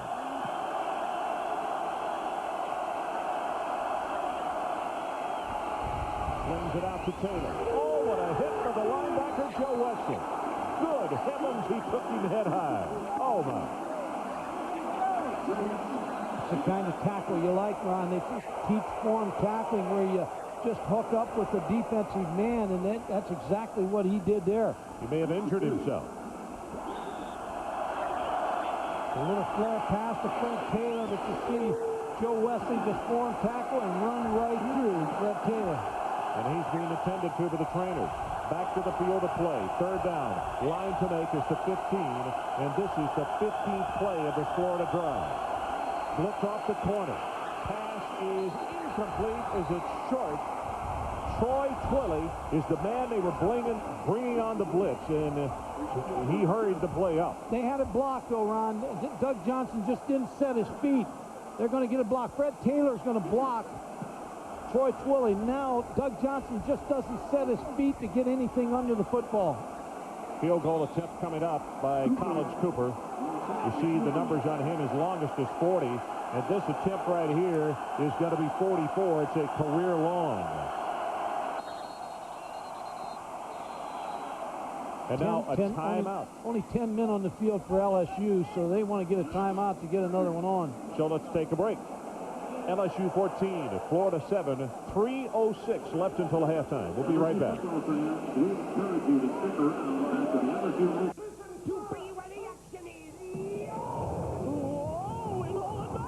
During the Super Sports Sale at World Hi-Fi Megastore Plus. Brand name big screen TVs are all on sale. Plus, with approved credit, make no down payment, make no payments, and pay no interest till July of '98. 3 days only. Friday, Saturday, and Monday. Get knockout savings now during the Super Sports Sale at World Hi-Fi Megastore Plus. Doo-ba-doo-doo, what's cooking? At Bojangles, every biscuit begins as pure white flour and cool, rich buttermilk. Bojangles is the cooking. We bake all day long, so if our biscuits taste like they just came out of the oven, they probably did. Buttermilk biscuits from Bojangles. Cooking like never before. Do-do-do-do-do. Do-do-do-do-do. Do-do-do-do-do. Due to ESPN's Bristol University or other great prizes from Foot Action when you take ESPN's Bristol University entrance exam. Watch NFL Countdown this Sunday. Stop by any Foot Action store or call 1-800-821-6000. Take ESPN's Bristol University entrance exam. Next stop on the senior tour, Napa Valley, where defending champ John Bland looks to strike it rich at Silverado. The Transamerica. Coverage continues tomorrow at 5:30 on ESPN. Welcome back to Tiger Stadium, Baton Rouge, Louisiana. 14-7, the LSU Bengal Tigers on top. 3:06 left until halftime. And you get a good look at Collins Cooper, the junior out of Jacksonville. And if he hits this one, Mike Gottfried, it'll be a career-long 44. And Adrian Karsten told me in pre-game that he didn't hit anything past 35 because of the wind. We'll see if he can overcome it here. And he is kicking into that wind. Crowd coming to their feet. Let's see. Remember, LSU blocked an extra point against Vanderbilt last week.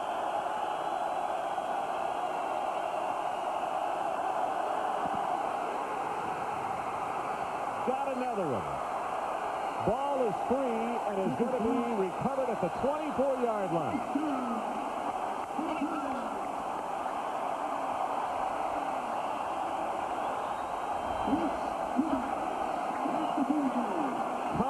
I believe is the man as the celebration goes on. Cummings is the guy who got it. He was never blocked off of the corner. He just was able to come free, laid out, got a little piece of the kick, and a big block for LSU. We'll see him come off the right side, lay out, and just catch it with his hand.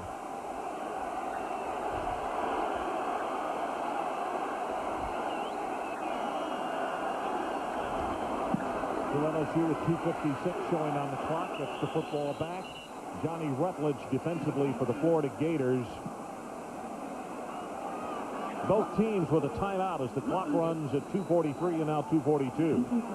Boy, halftime now, Ron's going to be very important. Steve Spurrier, when he goes into his halftime, again, it's Checkers versus Carl Reese, and then the other side, you got Morris Watts, the offensive coordinator, going against Bobby Stoops. They both feel good about their game plans. They got to make some adjustments now. At halftime, we'll see what they are when we come out second half. Draw play. Clark breaks it barely. Curse grabs him by the ankle, and if Javon doesn't get him, he had a lot more running room. And Curse is a very impressive linebacker. 12 tackles going into this game. Strong force on the tight end. Has had a lot of big plays. By their grading, 13.5 big plays. Everybody talks about how long his arms are and that he reminds them, as far as the long arms, of Ted Hendricks when he was at Miami. But a much bigger body, as you can see. He's like in the 250 range. And he's a great airport guy, because when you see him getting off that plane, you know they're serious, because he has a good-looking specimen. Larry Foster to the bottom of the screen as you look at time of possession. And this running play by Fox breaks the tackle, will not get by the second, and that's Kelsey. Keith Kelsey, a sophomore out of Newberry, who stops a big gainer. Ron, Florida still has one timeout left, too. They're going to get the football back here before half. And now a timeout is being called, and it's taken by Florida to stop the clock at 1:23.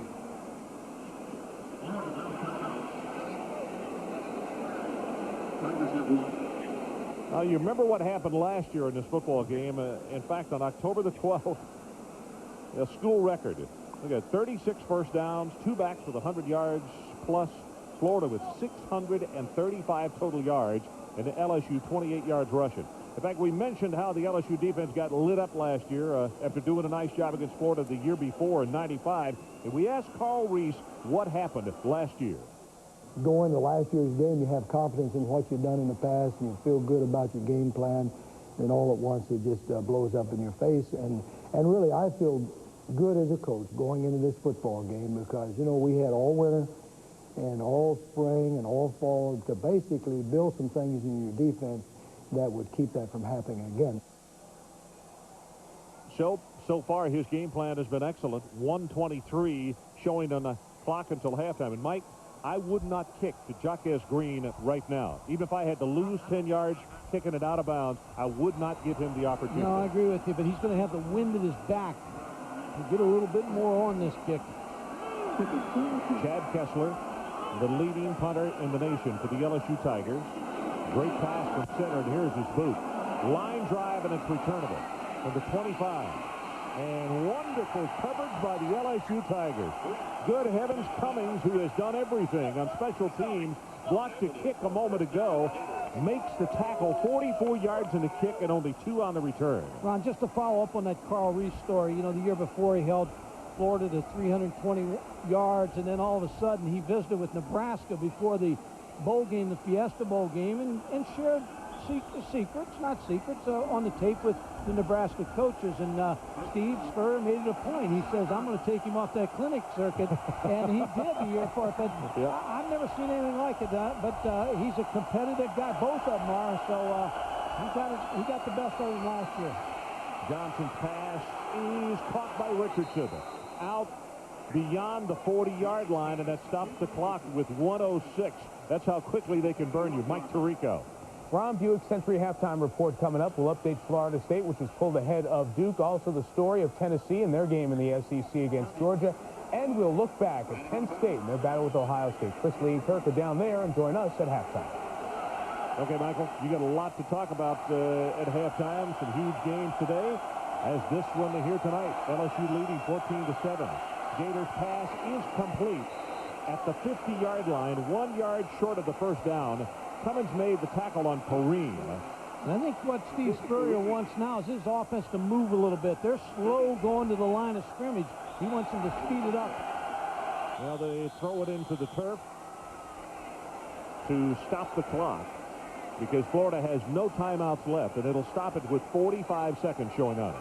And, Ron, the other thing is that Steve Spurrier is a guy that wants perfection. And when you can frustrate him a little bit, and Carl Reese has frustrated him in the first half, he does not want to go in that locker room with only 7 points.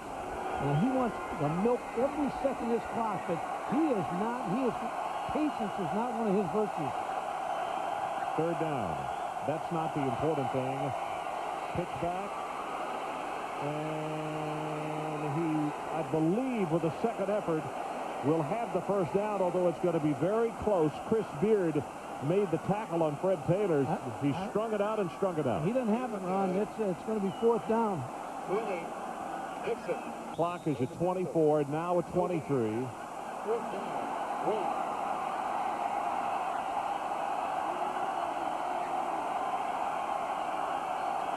14 down to 13. Johnson sets in the pocket, gets a pass off to the near side, and that will be enough for the first down. Kareem on the catch of the fourth down toss, and now 6 seconds showing on the clock. And we've talked about that curl route, and Florida has run it successfully, but you know what? They haven't gotten the end zone. What Carl Reese has done this first half is taken away the big play, allowing them those short passes, but not giving up the big pass. Johnson, last play of the first half, unless there's a penalty, gets his pass away. Kareem makes the catch at the 38, and we are at halftime. And take a look. They are standing. They are cheering here in Baton Rouge for the hometown Tigers. So it's halftime with a score, LSU 14 and Florida 7. Now with the Buick Century halftime report, let's join Mike Tirico. Ron and Mike, how rare is that? 7 points for Florida at halftime. You don't see that very often. Action-packed Buick Century halftime report. A wild day of college football highlights. We'll recap everything. Nobody in the top 25 who played an unranked team has been knocked off. There's been some big battles, though, including Tennessee, Georgia, Penn State, Ohio State. The highlights coming up. Evening, folks. Evening, officer. It's time to move along. Gee, I'd love to, but the car won't start. This is General Motors' car? Yes, sir. Try the key. Like I said, it's time to move on. Virtually every current GM vehicle can go up to 100,000 miles without a scheduled tune-up. The company you count on wherever life takes you. General Motors. People in motion. If you're looking for coated inkjet and laser paper that produces brilliant blues, gorgeous greens, and remarkable reds, if you're looking for bright, vibrant images, you should be swimming with the sharks, the great white sharks. For great color, start with Great White recycled content paper. With Great White, there's no worry about washed out colors. Great White, only from Union Camp. One less thing to worry about.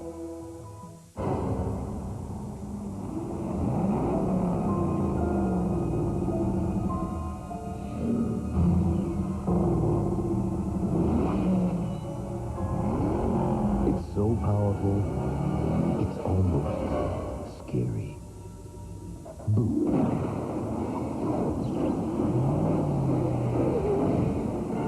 The muscle car lives.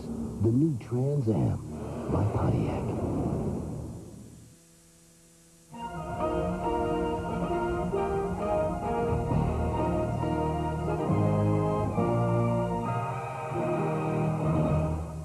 This halftime report is presented by Buick Century. Discover a little luxury in this century. All right, welcome to our Buick Century halftime report. Let's show you what's going on. Primetime action around the country. Yes, Duke was leading Florida State, but here come the Noles. Davey Ford, 9-yard touchdown run, game tied at 7. Duke's Austin Smithwick. Kevin Thompson. The intended receiver, Tay Cody. The interception led to a Florida State touchdown. It was 21-7. Now time for Busby to go up top to Peter Warwick. Warwick will make the catch and watch him separate. There are 7 blue shirts around him. Now they're going to watch him in the end zone. 7th touchdown of the season for Peter Warwick. All Florida State now leading Duke 35-7. Amon Green is just running in for the 4th time in Waco. Nebraska has scored the last 35 points. Colorado, Oklahoma State. Colorado has led most of the game until 2 minutes ago when John Hessler was intercepted by the senior Kevin Williams. And this defense for Oklahoma State, which is getting notoriety, gets Williams past Hessler and into the end zone. On a rainy night in Stillwater, They're rocking Lewis Field. Add the extra point. Oklahoma State leads Colorado 19-14. Crazy opening quarter in the Pac-10 between UCLA and Oregon. Skip Hicks takes the handoff. Up the middle, 37 yards. As he cuts to the outside, set up an early Bruin field goal, but field goals will not get it done in this game. You need end zone runs like this one by Saladin McCullough. 71 yards, the man who scored on Oregon's opening play of the 97 season, goes the distance here. Oregon has led most of the half. Just getting ready to start the third quarter. It is a 4-point lead at Autzen Stadium for Oregon over UCLA. This is one of two Southeastern Conference matchups head-to-head among top 15 teams. You're watching LSU, Florida. The other one, Georgia, Tennessee. The Dogs undefeated but untested thus far by an elite team. How'd they do in Knoxville? First quarter, no score. Peyton Manning. Marcus Nash, 13 yards, 7-0 Vols. This game was tied at 10, though. Georgia bounced back. They didn't get under the turtle shell. They came out and showed something when they were down, but too much Manning. 8-yard touchdown pass to freshman Cedric Wilson. Threads the needle. How'd he get it through there? Vols by 7. That's the score in the second quarter. Deep in Tennessee territory. Phil Fulmer says, we need to get the running game going. And another big game for Jamal Lewis. He had 4 carries over 30 yards, 9 carries over 10 yards, 232 total yards for Lewis on the day. It helped make Manning even more efficient. Peerless Price, the 8-yard score. Tennessee goes on to win by 25 thanks to 628 yards of total offense. And Peyton Manning, for the 5th consecutive game, goes over 300 yards. Primetime next Saturday night, Tennessee, Alabama from Birmingham. Auburn going out of the conference, taking on Louisiana Tech. This was the biggest impact La Tech made in this game off the opening kickoff. By the way, player did that with ejected. La Tech did score first 6-0, but then it's all Auburn. Takeo spikes the interception, 65 yards for the score. Damian Craig through the air, throws for 355 yards. 4th straight 300-yard plus passing game. That's a school record. The Tigers win 49-13. They'll see the Gators next week. Big one in the Big Ten. Ohio State and Penn State. Number 2, Penn State. Number 7, Ohio State. Both undefeated coming in. 10-3 Nittany Lions. They actually jumped out to a 10-0 lead. The Buckeyes come back. Joe Germain at quarterback for 3 quarters this game to D. Miller. Miller makes the great grab with 2 men defending him. 35-yard score. All even at 10. That's the score when Penn State is driving. And Mike McQuarrie. Joe Nastasi, 6-yard score, 17-10. It's a 4-point lead for Joe Paterno's team at the half. But we go seesaw in the second half. OSU strikes first. Germain to David Boston, 20-17. Ohio State's lead was eventually 10. Still third quarter. The Lion deficit 10. Aaron Harris. This is an incredible run. Nobody could get 2 hands on him to bring him down. 51-yard score. The Lions are within 3. That's the situation in the 4th. Curtis Enos takes the handoff. May not have the big numbers, but coming up with the big plays this year. 26-yard score. Jopa's defense holds Penn State on 4th down, or Ohio State, I should say, and Penn State wins 31-27. Joe Germain, a lot of yards in the air, but couldn't get the receivers to hold the ball on the big drive. Enos, some wondered, is he going to have a big game to stay in the Heisman race? I think he did today, and Penn State remains unbeaten. What else happened around the top 25 against unranked teams? The ranked teams got it done. 5th-ranked North Carolina in trouble against Wake Forest. But Jomo Leggins, the blocked punt. Steve Fisher goes in for the touchdown. The Tar Heels go on to win by 18. Earlier today on ESPN, 6th-ranked Michigan, again able to handle Northwestern. Eric Collier, the big hit on Russell Shaw, but Northwestern's defense couldn't turn Michigan over as they did in the 4th quarter last year of the Northwestern victory. It was Michigan this year. 23-6 they win.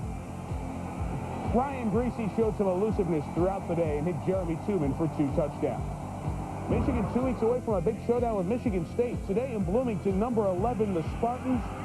Cedric Irvin had a huge day. Total yards over 300, 306 yards, including an 80-yard punt return, plus 178 rushing yards. The Spartans win 38-6. And for the first time since 1985, Air Force is 7-0. How'd they get there against Navy? A blocked punt was the story. Charlie Jackson's the Navy kicker. After the block, Tim Curry, the recovery. He had the big defensive touchdown for the overtime win over San Diego State.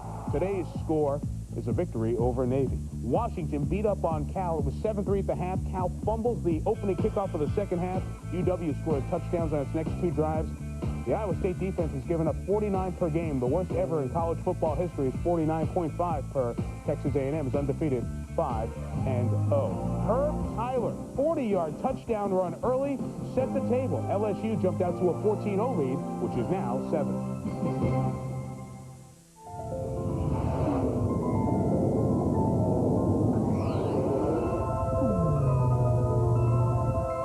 Looking for more space? Try the next Century.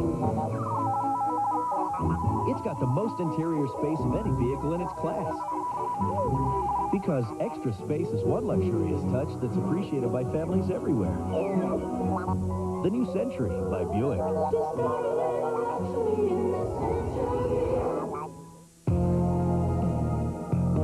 Is something telling you it's time to start regrowing your hair? Then do it right with Rogaine. We're so sure it'll work for you. Now when you buy Rogaine, we'll give you one free. You can't lose. How to speak Australian. Elbows down, keep it clean. That's it, mate. The mum moves in. Marriage counsellor. Beer. Foster's Australian for beer. We are the human cannons. Not some circus act, but true missile launchers. Legs ratcheted back, we send forth our shots. A blur of black and white. Black and white turning so fast it becomes a gray mass. Hurtling toward the goal, arriving with a puff of net in the corner. A direct hit. Score 1 for the artillery. Discus athletics. Compete on every field.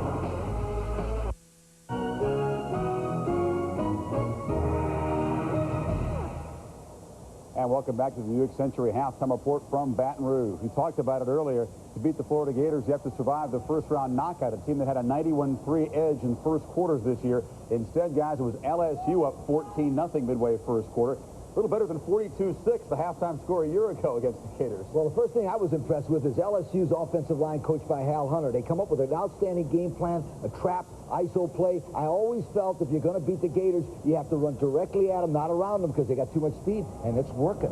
I think college football fans all across the country are getting a real lesson of what emotions can do for a football team. Early in the game, when we were down there on the sidelines, you could kind of sense an us-against-the-world mentality. They jumped out, took advantage of it, jumping out to a 14-0 lead. And I think all of us, including LSU fans, doubted whether the Tigers could do it, and I think that focused and got them together. But the key sequence was Jacquez Green breaking down the sidelines. Chris Cummings for LSU broke the pass up on the very next play. Cedric Donaldson made the big interception that was returned down to the 3-yard line of Florida. That's an emotional swing. Well, I think right now you have got to give LSU and Carl Reese a lot of credit for the defensive effort. Still only in the first half. The thing to remember to me in this football game, if Florida can come back and win this game, their quarterback, sophomore Doug Johnson, goes from being a sophomore to a fifth-year senior overnight. Tremendous amount of pressure. Even when he's getting the ball off, he's getting hit. But I tell you what, I was impressed with Doug Johnson. He throws an interception. It goes all the way for a touchdown. He comes back 80 yards down the field, and the Gators score. That was very impressive for me, Doug Johnson. Now, speaking of comebacks, the best big game of the year so far, of course, the one in Happy Valley, and Penn State fans a little extra happy because they know they'll be a solid #1 in both polls if LSU can hold on to knockout. Well, I'll tell you what I like about the Penn State situation. LSU has given Florida all the trouble they can. And one thing, remember, Penn State's going to get some votes because a lot of people saw that ball game, and Ohio State's got a big name in 7th ranking. Penn State's moving closer to the top. First things first, give both teams a lot of credit in this football game. The thing that they did that impressed me, they reached down deep. Penn State was down 10 in the third quarter. It looked like the game might be out of reach, and when they were down, they gave the ball to Aaron Harris. He made the big touchdown, got the crowd back into the game. I thought Penn State showed a lot of character. Check them out time when they Oh, without a doubt. At home, and you're right, the home field had to be a factor in that fourth quarter. That's the story from now at halftime from Baton Rouge. Let's go back to Mike Tirico for more on another SEC game, Kentucky and South Carolina. Mike? Hey, Chris, important game for South Carolina. Winless in the conference, Kentucky and South Carolina, all even at 14. Here's the play that turned the game around. Arturo Freeman on the double tip, gets the interception, takes the Tim Couch pass back, 47 yards. South Carolina extended the advantage and won 38-24. Important win because they still have Tennessee, Florida, and Clemson on their schedule. Vandy, after the heartbreaking loss to LSU, bounces back with a 10-point win into Cal. Notre Dame beats Pitt, best offensive output of the season, and Virginia Tech, 4-0 in the Big East, Ken Oxendine over 100 yards in their win over Boston College. Smith Barney on how the new tax law can work to your advantage. Hard Work will never be enough. If you expect to have money for children, college, and retirement, you'll need to invest. And the new tax law gives you wonderful new opportunities to invest in your future. Find out how by getting our new special report. Call 1-800-EARNS-IT, extension 20, and discover 12 strategies you should be considering right now. Learn new ways to fund your children's education and your retirement. Find new ways to leverage child tax credits. The capital gains tax cut is... We're at halftime, LSU 14, and the Florida Gators, top ranked in the nation, 7. Off the top of the telecast, Mike Gutford, we talked about the Florida defense and how influential they have been. Actually, it's been the LSU defense that has really been influential in this ballgame. Well, the star of the first half might be Carl Reese, the defensive coordinator for LSU, because even though they bent a little bit, they don't break, and they've done a nice job of keeping everything in front of them. Here's a blitz by Troy Twilley that took him out of any kind of field position. Great tackle by linebacker Joe Wesley, and then they blocked a field goal just before the half. So LSU defensively has done quite a job. Even though Florida, Ron, when you look at their time of possession, they've had almost 7 more minutes. Mike, we were talking at halftime. This second half kickoff is extremely important because of the dangerous return people. But this is what the doctor ordered right there, as Bill Carroll has that thing about 8 yards deep in the end zone and impossible to bring one all the way back. We talked about defensive stalwarts in the first half as Doug Johnson gets last-minute instructions from his head coach. Cummings for LSU had 10 tackles in the first half. 9 of those were solo, and also he had the blocked field goal and 1 pass breakup. And your man, Cedric Donaldson, also big with the interception, 6 tackles. So LSU defensively did exactly what Carl Reese wanted to do, keep the ball in front of them and make Florida work the field. No big plays. From the shotgun on first down. Johnson stepping, got it away. Fred Taylor out of the backfield. He breaks it big. Tosses midfield. And a foot race. Finally, he's caught and pushed out of bounds down at the 27-yard line of LSU by Mark Roman. Just an alternate receiver, Ron. Fred Taylor, the back, came out of the backfield. Number 21. He's going to block. Now he just sits down. Now Doug Johnson's going through his progressions. Nothing better to work against Joe Wesley, a linebacker, getting the ball. 53-yard pass reception. Mark Roman finally with a tackle. Boy, what a way to open the second half of a ball game that you're down.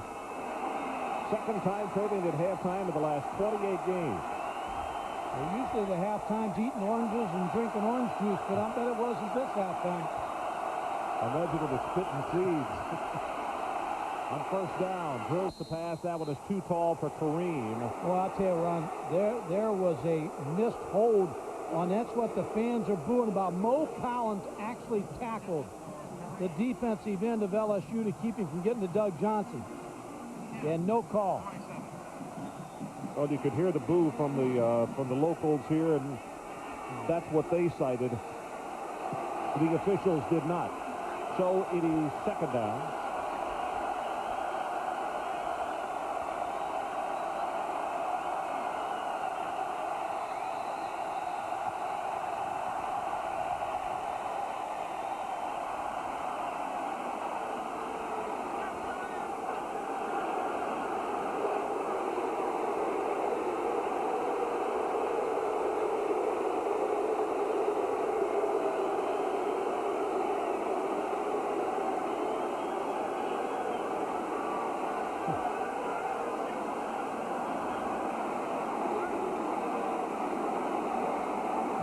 Doyle Jackson went over and they stopped play because they wanted Coach Spurrier to move back behind the line. Now, I've never seen a head coach be asked to stand behind that restraining line. I mean, head coaches walk all the way out on the field constantly and nobody ever says anything.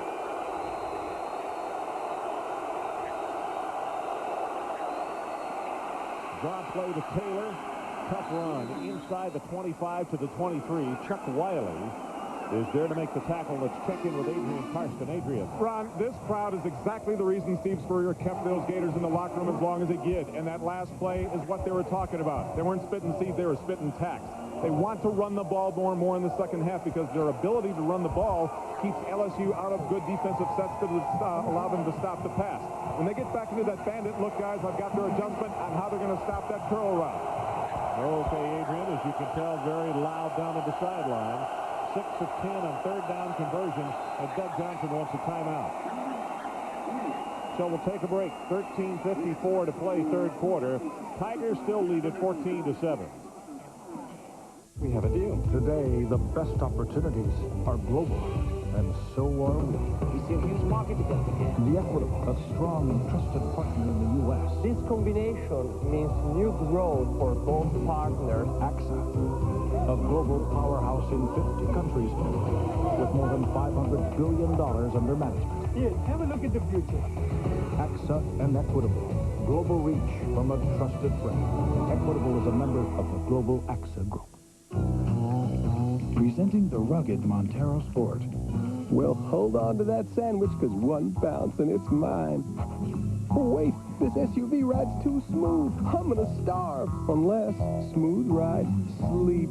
The SUV with a surprisingly smooth ride. Lunch is served. The Montero Sport and Montero from Mitsubishi. Built for living.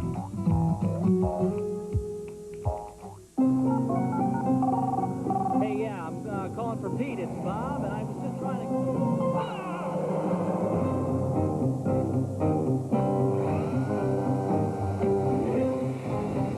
to... Tired of paying excessive roaming charges?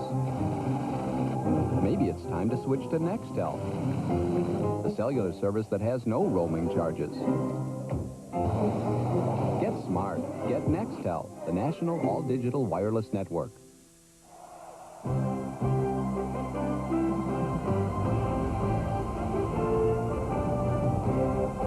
ESPN's presentation of college football, Florida versus LSU, is brought to you by AXA and Equitable, a global powerhouse, a trusted friend, a formula for success. Now the Florida cheerleaders up here from Gainesville trying to encourage their team, who looks at a third down, and they need to take it to the 17.5-yard line.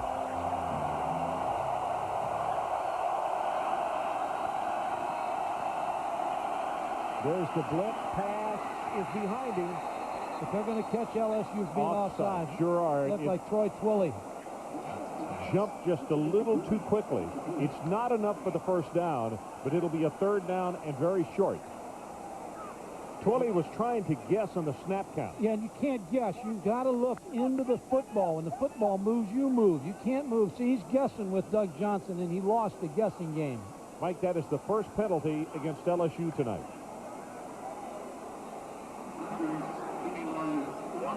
Give him another shot, too, Ron. That's bigger than the 5 yards.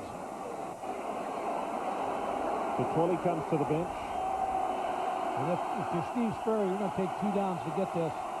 Green and Richardson, top of the screen, but they go with the running play. This is Taylor, turns it inside the 15, and it's 1st and 10, Florida at the 12. Rion Hill on the stop.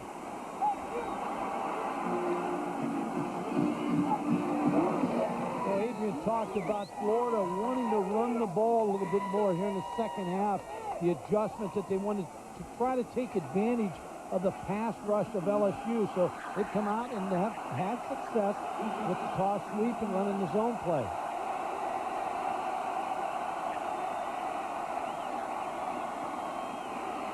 That running play, Taylor maybe has one, and that's it. Chuck Wiley down at the bottom of that pile. Also, Anthony McFarland. That does round, and that puts the ball back in the middle of the field, though, now to give you both sides with some room to throw this football. And you got to figure Jacquez Green, number 5, is going to be in this action somewhere. Such a key receiver. Second down, they need to take it to the 2 for the first.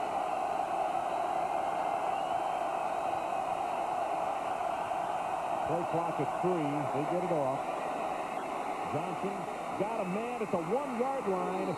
and that is Kareem, Nafis Kareem. It'll be 1st and goal, Florida Gators, I believe, from where they've spotted it. Nafis Kareem made this play, Ron. It was he checked off to a hitch. And sometimes the opponents have your check-offs, and it looked like they had to check off to the hitch, but you're going to see Kareem, number 8, after the pump. Now, he just moves. He moves to the open area and catches the football at the 1-yard line in front of Mark Roman. 6 catches for him for 59 yards, and he just hobbled off the field. And the training staff looks him over as Fred Taylor takes it into the end zone, and we're 1 point away from a tie ball game. And credit Rod Frazier, the fullback, with a great block. And you also need to credit Chester Blackshear, number 77, who pulled out of his guard position and led that play around the corner. A big way to answer the halftime. There's the adjustment. Come out, run the ball a little bit more. Of course, the penalty with LSU, Troy Twilley, gave him another shot on 3rd down. Collins Cooper trying to knock this ball game at 14 apiece.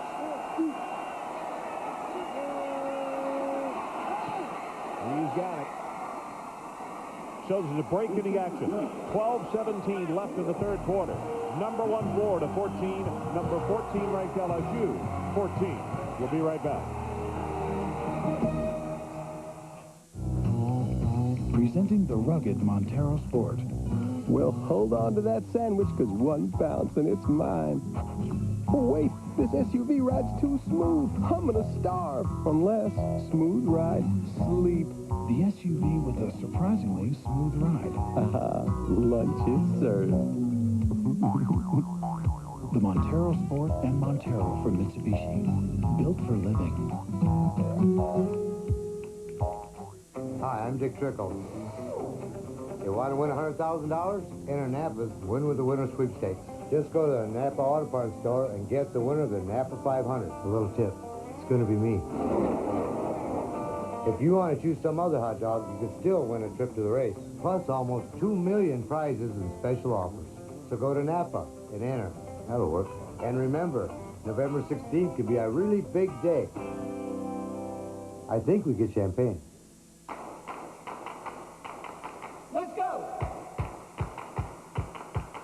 As a business traveler, you can choose from thousands of places to stay. But when it comes to renting a car, there's really only one place to go. National Car Rental. Because when you join National's Emerald Club, you can bypass the counter, choose your own car, and get on the road fast. So what are you waiting for? Let's go. National Car Rental. Intrastate rivals clash in the ACC as North Carolina travels to NC State. North Carolina, NC State, next Saturday at 6 on ESPN2.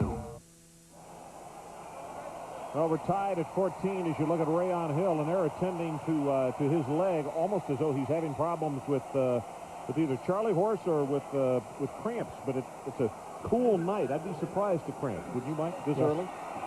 Ron, the way to play Florida is exactly what LSU's done. They've had 55 total plays and only 4 over 15 yards. At halftime, they only had 3.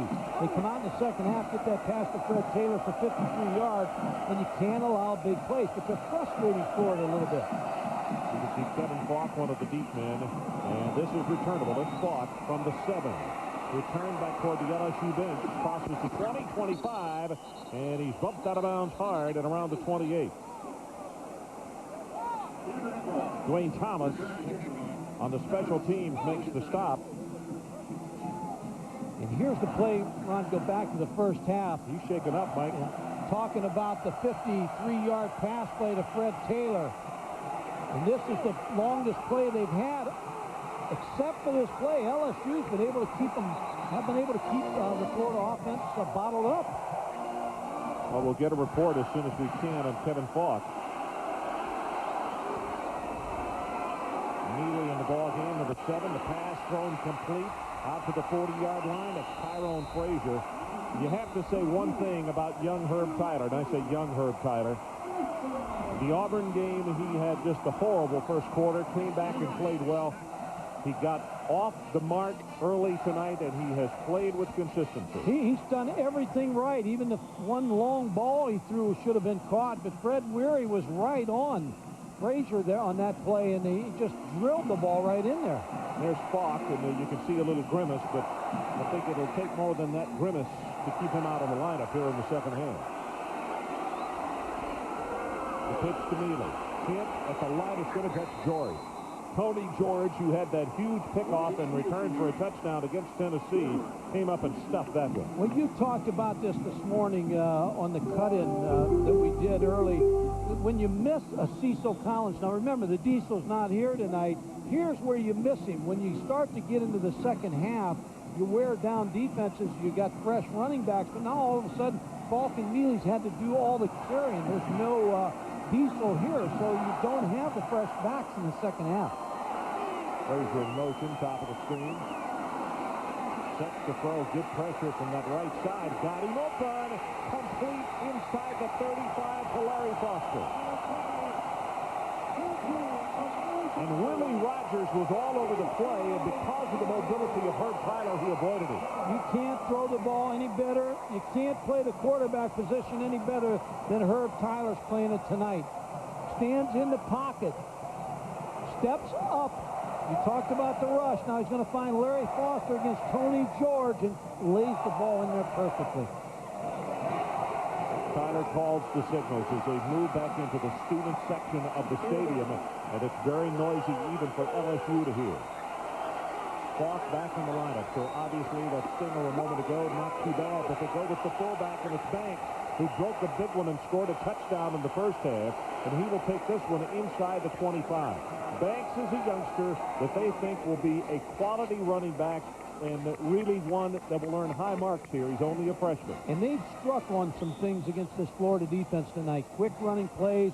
Auburn's got them next week. They're trapping them up inside. People will look at this tape and try to do some of the same things against this Florida defense. Second down and 4. Back into the boundary. Falk gets by one, will not get by the second tackler, and it's Mike Peterson for that strong linebacking spot, the junior out of Alachua.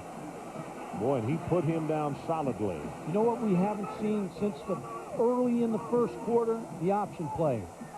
It's a third down play, a key third down play here. Maybe Morris Watts, who's done an excellent job calling plays tonight, might think about going back to this option play. Let's see what they call here. The big third down play for LSU. Third down. Line to make is to 21. Frazier in motion. Straight drop to throw. Looking for the end zone. He's going to be sacked. 55, Woody Cohens is there to get him. It's his second sack. And a flag has just come down. That may be face masking, Mike Gottfried.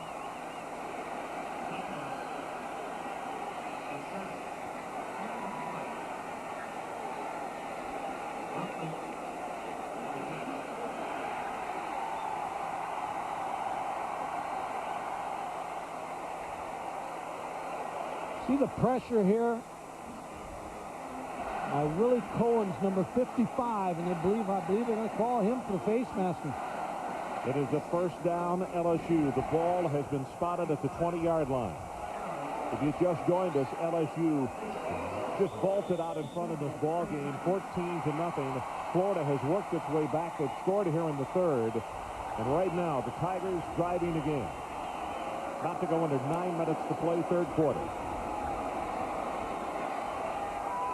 Falk runs into his blocker, Banks, and Tony George will get the credit for the tackle. Also, Kirsch was coming over. They got the safety up, sitting so far up on first down, figuring it's going to be a run. Tony George was not blocked and made that tackle, but again, can't talk about the effort, say enough about the effort of the offensive line for LSU tonight. They have done a good job neutralizing the best defense in the SEC. Well, LSU has rushed in this ballgame already for 127 yards.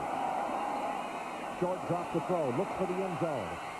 Tipped in the air, knocked away. Foster, the intended receiver, Fred Weary, was there to help knock it away. And Fred Weary, second in the nation with 5 interceptions. He's had 145 career tackles, and usually he's to the wide side of the field, so he's going to get the most area to cover. He does a nice job breaking in front of that football with Larry Foster. stops the clock. 8 minutes, 20 to play, third quarter. It is third down. LSU needs to take it to the 10-yard line of Florida.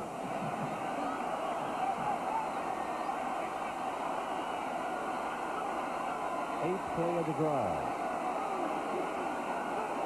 Boston in motion. Tyler in trouble, gonna be sacked.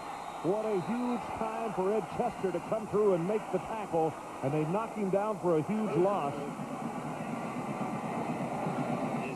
So that's officially the second sack. The penalty wiped out the last one because of the face mask. And they'll have to go for the three-pointer. And that extra 7-8 yards just moves your field goal kicker back a little bit further. But Ed Chester, the most valuable player on the Florida defense last year, big play. Ritchie, 44-yard attempt. Good pass this time, partially blocked. I believe, is it Fred Weary? I think Elijah Williams may have got it. One of those two corners is the congratulations on the sideline, and it may have been Elijah. We'll double-check it. Elijah Williams, a former running back, was the leading rusher 2 years ago. Steve Spurrier asked him to move to defense.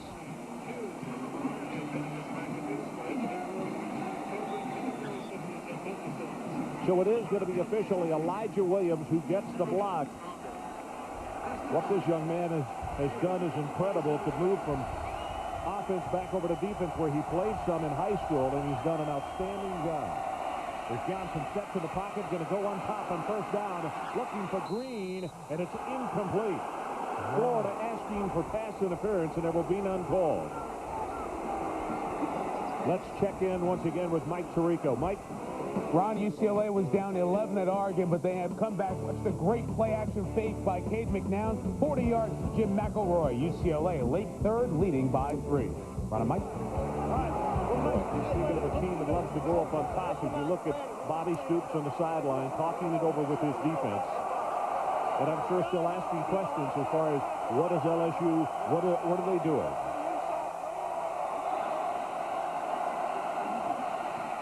Shotgun off the corner. Here comes the blitz. They throw the screen. It's tipped and it's caught. That's Taylor who reached up and grabbed it. Boy, that thing could have been picked off by LSU. They've hit that twice, and both times it was almost picked off. Fred Taylor, 21, makes a big play. Sutton is the man who almost came up with an even bigger play. And Mike Sutton is the guy that they say is the best pass rusher. Also bringing Chris Cummings, the corner. They got a good play called against it, but a good spy technique by Mike Sutton. There you see the tip. Third down.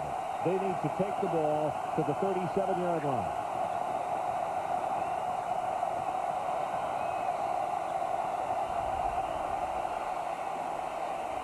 Drills it, has it complete. It's a 41 to Green. Cedric Donaldson on the stop. Ron, that's the same thing that Steve Spurrier had in the first half. He had the curl route. Comes right back and throw. Let's see if he comes right back with it the next couple plays.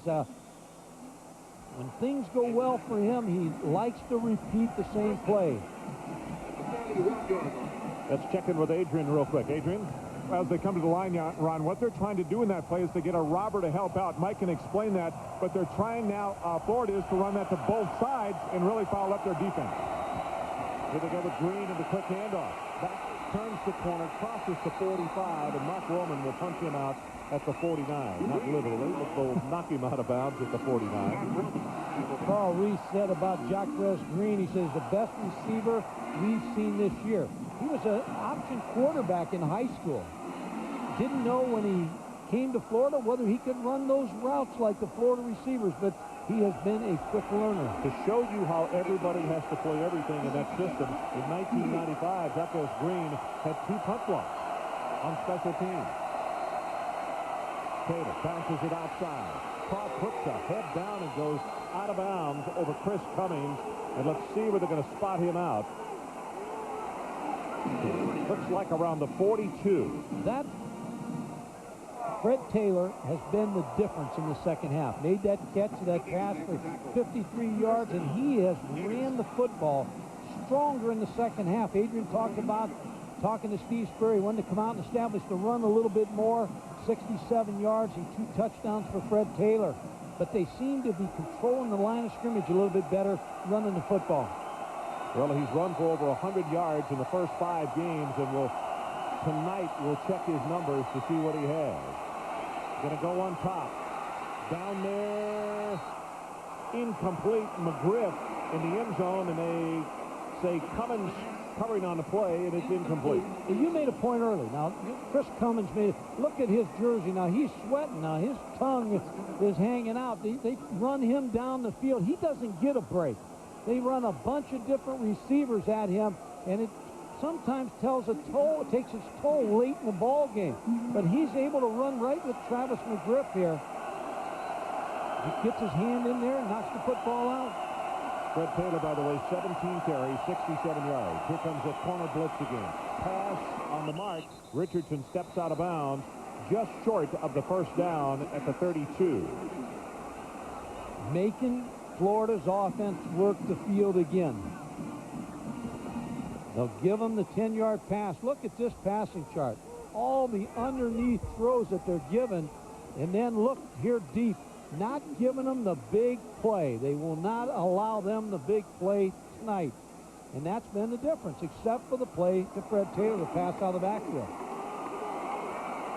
That's what's kept LSU in this ballgame. Mike, further substantiating what we're talking about as far as the duress that the LSU corners are under. When you look at all the different receivers, Green has caught 6 for 77.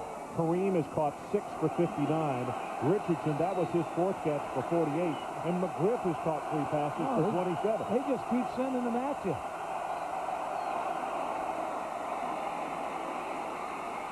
Taylor inside the 15, and he's down to the 14. Smith and Roman combined on the stop. And right now, just what we're talking about, LSU for the first time tonight appears a little bit tired. Well, they're tired because they're chasing after the passer the entire first half. Now Steve Spurrier shifted gears. Little counter play right here where you pitch the ball to Fred Taylor. He starts to the right and then counters back to the left. And he looks like he is just getting started in this ballgame. Yeah, just lathered. You're right. Here comes that corner blitz again. Taylor runs into his own blocker. Chuck Wiley is there to help seal the play as well, along with McFarland. And it's maybe a gain of a half, and that's it. And you see the LSU defensive linemen, they're slow getting off the ground. Mike. You chase a quarterback the entire ball game, and then all of a sudden they change the reel on you a little bit and run at you. It gets very tiresome. Look where Jerry is. And a minute ago, Steve's going to raise Cain about being told to go back beyond that restraining line. You got to remember where you're at. Pressure's on Johnson. He's sacked. Loses the ball. He has lost the football, and let's see if they counted a fumble because it was recovered by Miller. Joe Wesley again on the blitz. Doug Johnson couldn't get rid of the ball. I was saying you got to remember where you're at. The home field, you're always get a little bit of a break. Joe Wesley didn't miss block by the running back. That's a fumble. Yes, it is. I'm sorry. His knee was not on the ground. It's 5 sacks. It was coming loose before his knee goes down right there. I'm going to have to correct you. It's not a fumble in this ball game. Well, I thought I had to remember where I was. 3rd down. Line to make is the 4. Deep pass over the middle, and it is picked off by LSU. Mark Roman brings it back to the 5.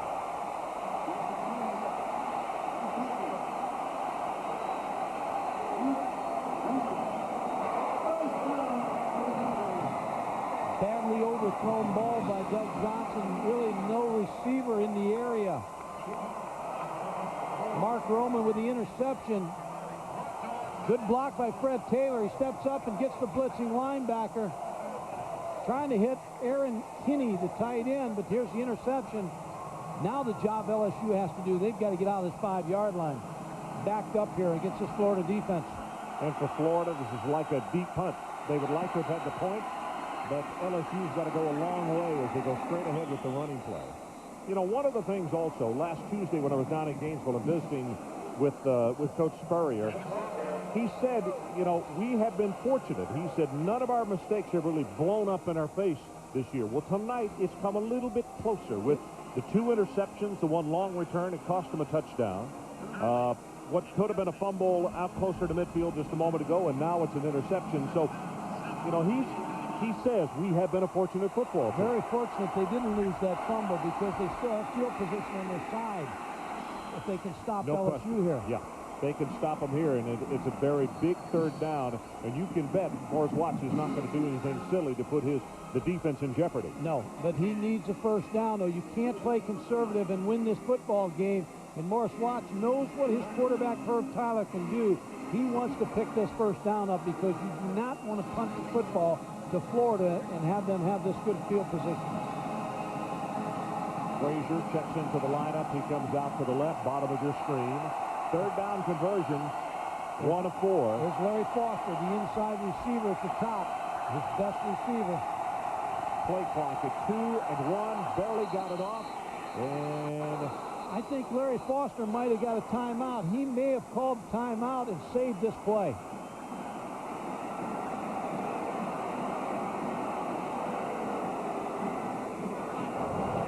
There's no play. It is third down. Timeout. LSU. That's exactly what happened, so we'll take it with them. LSU 14, Florida 14 at the 2:41 mark of the third quarter. There's your timeout. We'll be right back. Channel 2 Action News, now with early warning Doppler 2 radar, the most advanced technology, bringing you earlier warnings and vital information about severe weather. So advanced, it provides pinpoint accuracy. That means Glenn Burns and the Channel 2 Action News weather team can show you exactly where severe weather is right now, and the actual time storms will hit your area. It could save your life. Early warning Doppler 2 radar, now only on Channel 2 Action News. Weather coverage you can count on. The highlight of our franchisee meeting, we have the co-founder of Pizza Hut, Mr. Frank Carney. Recently, the retired co-founder of Pizza Hut did something surprising.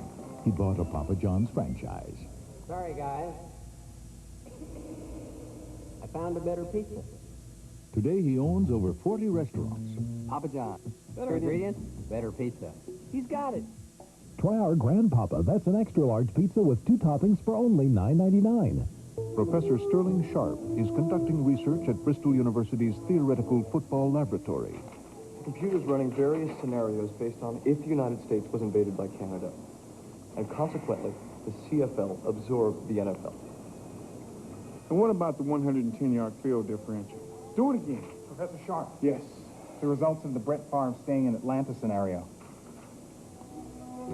Interesting. June Jones named Coach of the Year. We're tied at 14. College football next Saturday on ESPN. Game day at 11:30 Eastern with Chris Lee and Kirk. That's followed by our Big Ten game, Iowa in Ann Arbor to face Michigan. Then at prime time, be sure and join Mike, Adrian, and me down at Birmingham, Alabama, as the 10th-ranked Volunteers take on the Crimson Tide and the Iron Bowl. Always fun from Birmingham. Here's the situation. It is third down. LSU needs the 15-yard line to keep this drive going. We're tied at 14. Well, he ran the last one, going to run. Gets his pass away, and there's your first down. Out at the 25-yard line is Abram Booty. Tony George was coming with a blitz. Well, remember the timeout call by Larry Foster because they were going to run the football. Right. They would not have made the first down. Now they come back out with more time. Herb Tyler steps up in the pocket, hits Abram Booty on the curl route. First down, Elijah Williams on the tackle. Again, the athletic ability of Tyler buys him more time, and they pick up the first, allowing the defense to get a little bit more breather on the bench. Tyler set, going to go on top. Has his man, it's Booty, and he's free. Elijah Williams will push him out of bounds.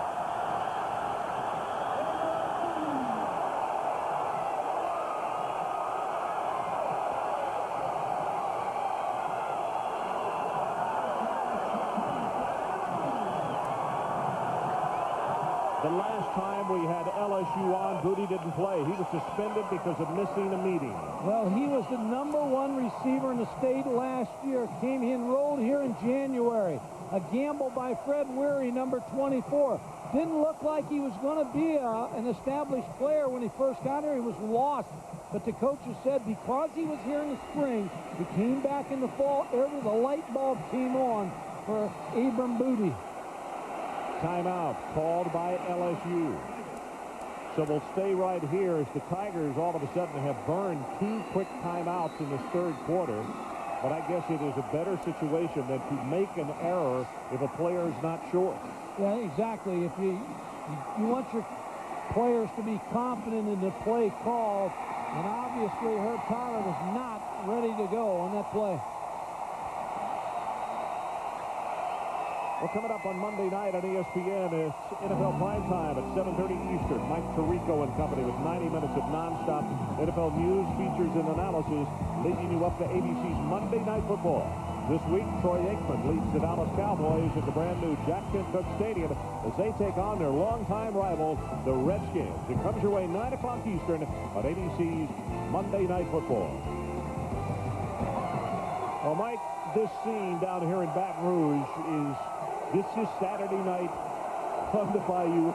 And if you've never been to a football game down here, or if you're a purist and you really enjoy just seeing a fun atmosphere, this place right here always provides that kind of situation, doesn't it? It's great. The entire SEC is like this. I mean, and last week, Wisconsin and Northwestern. Yeah. And Northwestern was a beautiful scene. So it's first down. The ball resting just outside the 20 for the LSU Tigers. They want to break the tie, but they want to do it with a touchdown, not a field goal. Here's that option play. Pitches back to Falk. Tries to turn the corner. That is a great job by Fred Weary defensively, not allowing that play to materialize. Let's go to Mike Tirico.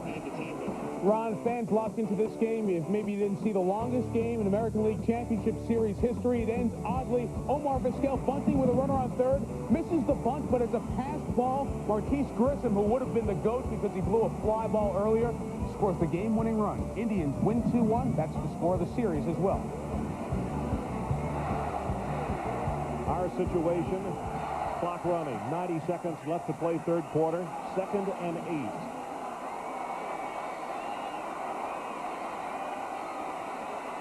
Tyler from the shotgun, drills it over the middle, incomplete. Tyrone Frazier, the intended receiver, but that was Elijah Williams who was covering him. Ron, it's an interesting scenario in Florida on the sidelines because Steve Spurrier has so much confidence in Bobby Stoops. Usually as a head coach, you move down with the play over on this side, but here's Steve right here offensively. Now, Bobby Stoops is way up at the other end calling defenses. He has so much confidence in Bobby Stoops, he just lets him alone entirely to call the defenses. I'll tell you a story about that in just a moment when Bobby came to the University of Florida. Right now, it's third down. He's trying to keep them away from the 11-yard line. That's where they need to go. See the pressure from the outside. That's Curse.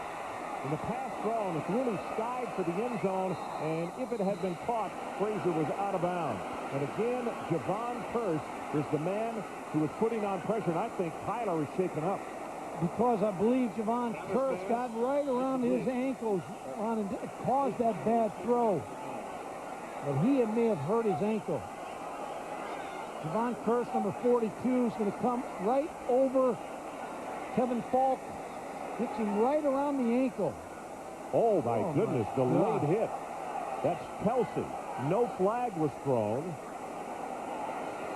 So Curse did cause the play to speed up, but we didn't see because the pass went high in the air, and Kelsey is indeed fortunate that he did not cause his team a personal foul.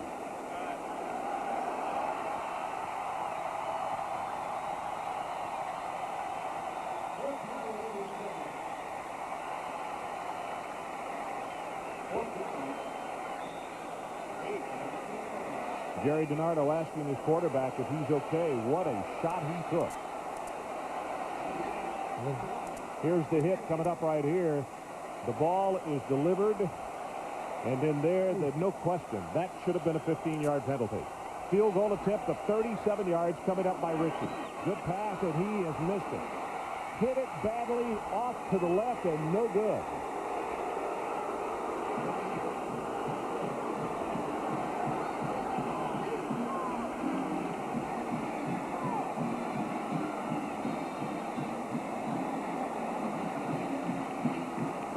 Pressure. Florida blocked the last field goal. They get pressure again up inside.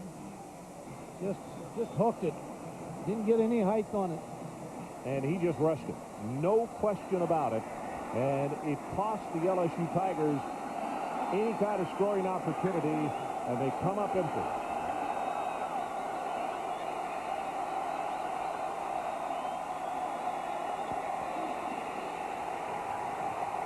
That play is heading nowhere as LeBlanc comes up and spoils it. Taylor hit in the backfield and knocked down for a loss. Ron, here comes the Bandits back on now. The defense where they bring all the athletes in the game. Now, they haven't run this since the first quarter, but they're again trying to spell McFarland, Wiley, Miller, and Nixon so that they can go in the fourth quarter and chase Doug Johnson. Give him a breather. 29, now 28 seconds left to play third quarter.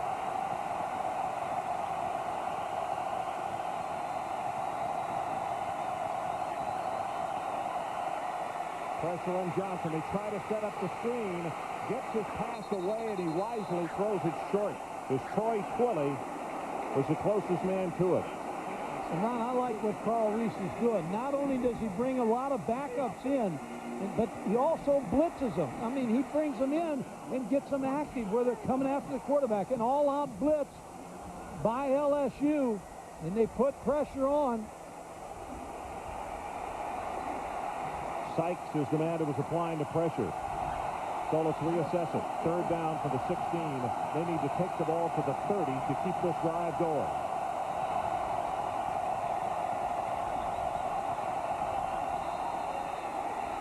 Flags down everywhere. Movement on to that Florida.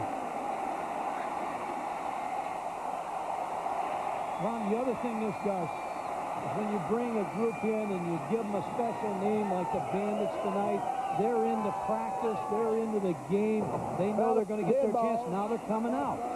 Now all of a sudden they're bringing in the other guys. Anthony McFarland made that point yesterday. He said it's been a happy week of practice because so many more guys are getting to participate, and they're really excited about that. Well, it does great things for the morale of your football team when you know somebody's going to play. You go to the ballpark and you know you're going to get in the game.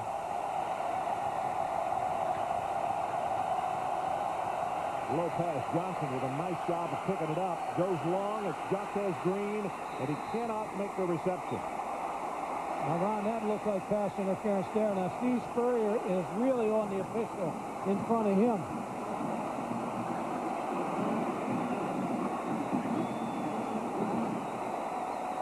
Number 19, Chris Cummins.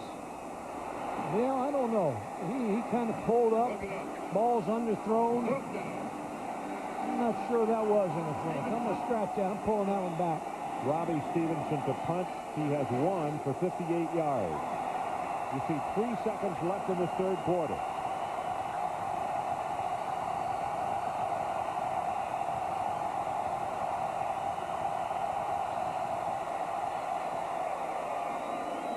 Pretty good kick into the wind, but it's going to hold it up, and there'll be no return. Now takes a Florida bounce and goes inside the 45 to the 43. And that is the end of the third quarter with a 46-yard punt by Stevenson. We'll be back for the final 15 after we pause for this. State Farm presents Rules of the Game. We're talking about eligible receivers. In this play, number 3 is ineligible to catch a pass. Why?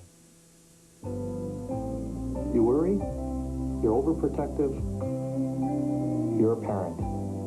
Isn't it nice to know that there's something almost effortless you can do to protect your family even more? Just ask your State Farm agent for a free family insurance checkup. It's a smart way for you to decide if your family's insurance coverage is up to date, so they'll be better protected. And maybe you'll worry a little less. Today we're talking about eligible receivers. In this play, number 3 is not eligible to catch a pass as he is not the widest man on the end of the line. 5-yard penalty and loss of down. Rules of the Game has been brought to you by State Farm. Like a good neighbor, State Farm is there.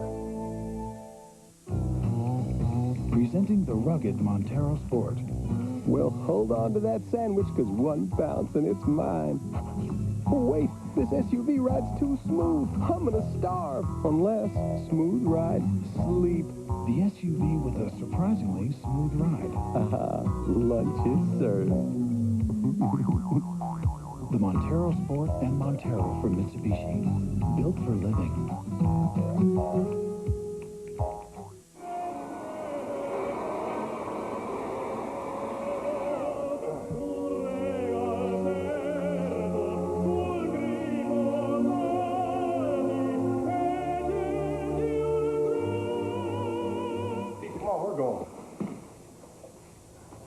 Nobody's even going to see that.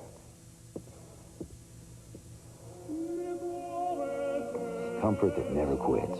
Red Wing shoes. Work hard. When you buy a new Honda 4Trax 300, 300 4x4, or the rugged Foreman 400, you can see something you just won't see on any other ATV. Your choice of 7.9% APR financing and no down payment. Or a pair of incredible German precision optic Steiner binoculars. Now you can see why Honda ATVs are the best on earth. Back in Death Valley with a tied score at 14. Herb Tyler, the quarterback for LSU, is on the field after he really took a shot underneath his chin. He is back in the game after having his eyes checked for dilation. They had the pen light out. I'll tell you right now, this timeout came at a very opportune moment for LSU because he is not back in the game with all of his faculties. Sparacino, the backup quarterback, is ready to go and warmed up if Tyler cannot handle decision-making this first and second play. Okay, we'll watch it, Adrian, as we begin the fourth quarter. Play action, steps up and drills this pass, and has it complete to Foster, and out of bounds, just shy of the 45. That's enough for the first down. Not only does he have all his faculties, but he's added a few. That's a strong arm throw right there to Larry Foster coming out of the pocket. But that's what Morris Watts, the coordinator, wants to do with Herb Tyler. Roll him out and get him on the corner. He's about 5'9". Find him a passing lane. And a great catch by Larry Foster.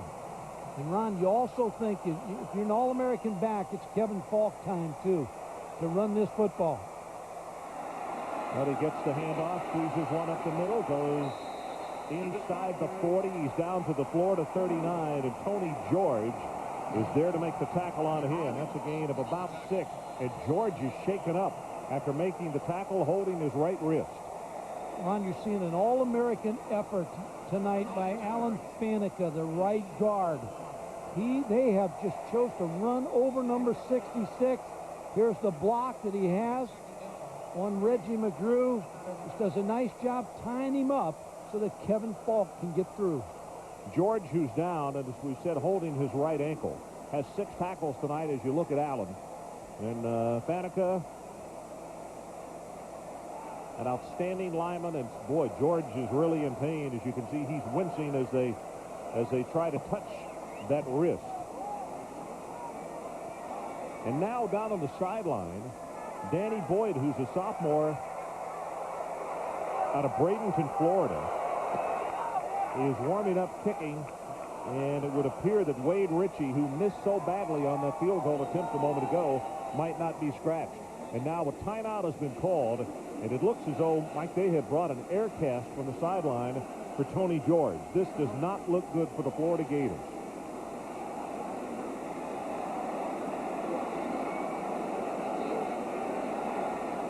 So there's a timeout. We'll be right back. 14:39 left in our ball game.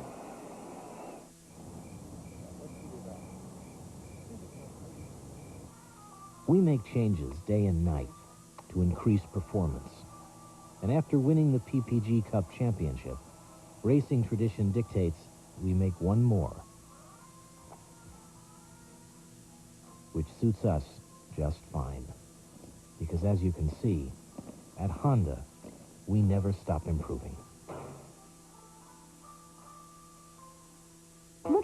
answer to one of life's toughest questions?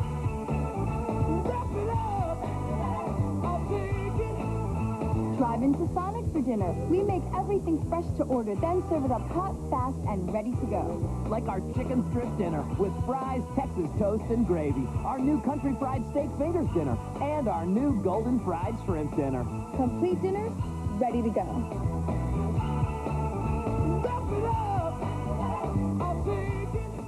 Over there is the East Village. You can probably feel the creative energy. I'm Tim Nye. I run a small business called Sunshine Interactive Network. Sunshine. We take artwork, make it available on the internet. Everything I do is because I love working with artists.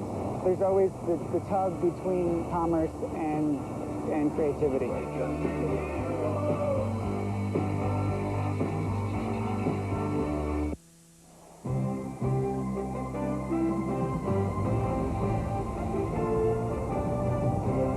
ESPN's presentation of college football, Florida versus LSU, is brought to you by National Car Rental. So what are you waiting for? Let's go. And by Sonic, America's drive-in, where we invite you to drive in for a change.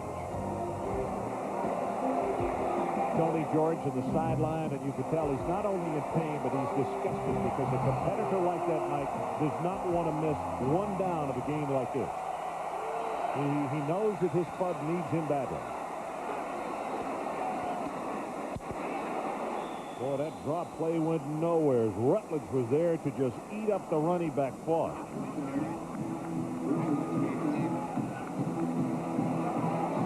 Well, here's a look at how it happened.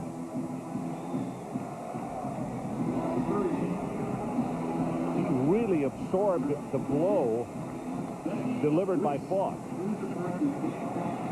And you can see he grabbed for that hand immediately.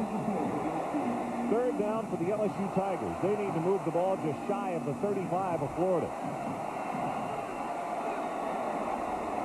Tyler sets in the pocket, going to go deep. And he's got a man, Foster, and the ball is just overthrown. Javon Curse again was applying pressure. He may be the next great player, Javon Curse, at the University of Florida. He has everything you need. He's a linebacker at 6'5", 243, and just runs with great speed.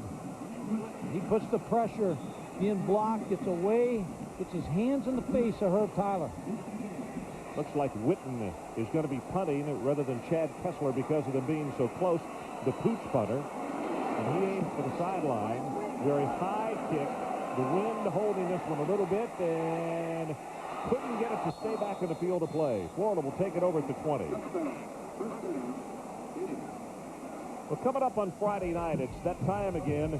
The 1997-98 college basketball season tips off with the excitement of Midnight Madness. Dick Vitale will be on hand for the Jim Herrick era. Opens with a night practice at Rhode Island.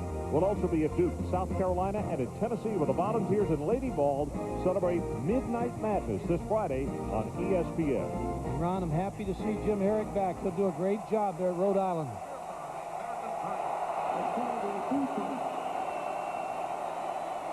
Here comes a corner blitz. Johnson sets in the pocket, barely gets it away, and he wisely threw it out of bounds. Rayon Hill, number 21, was coming with the pressure. Well, you know the story last year, the rout of Florida on LSU, and to bring the ball club back tonight, Jerry DiNardo with a great coaching job, but the assistant coaches tonight, what a game plan by Carl Reese, the defensive coordinator. There's Carl right here. And Morris Watts sitting right next to him. There's Carl Reese pounding that glass, hoping for a stop. But both those coaches and their staff to be congratulated with a great plan tonight. Well, the Bandit package in the ball game. There's the pressure, and the pass is picked off.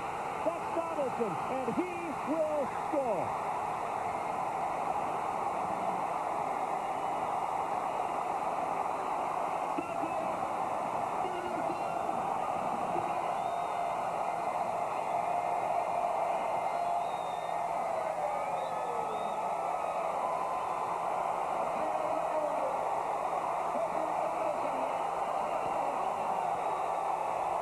What makes this interception, Ron, is pressure, but watch Doug Johnson throw off his back foot. And when you throw off your back foot, you get no velocity on the football. And Cedric Donaldson, who you talked to the other day, said he was going to talk some trash. He's talking now. Well, Doug knows that he made a very bad error, and this goes back to what I talked about. The early mistakes this year have not blown up in their face. Right now, they have. Let's take a timeout. LSU back on top. When you've lived 7 or 8 lives, you can make some pretty long-lasting friendships.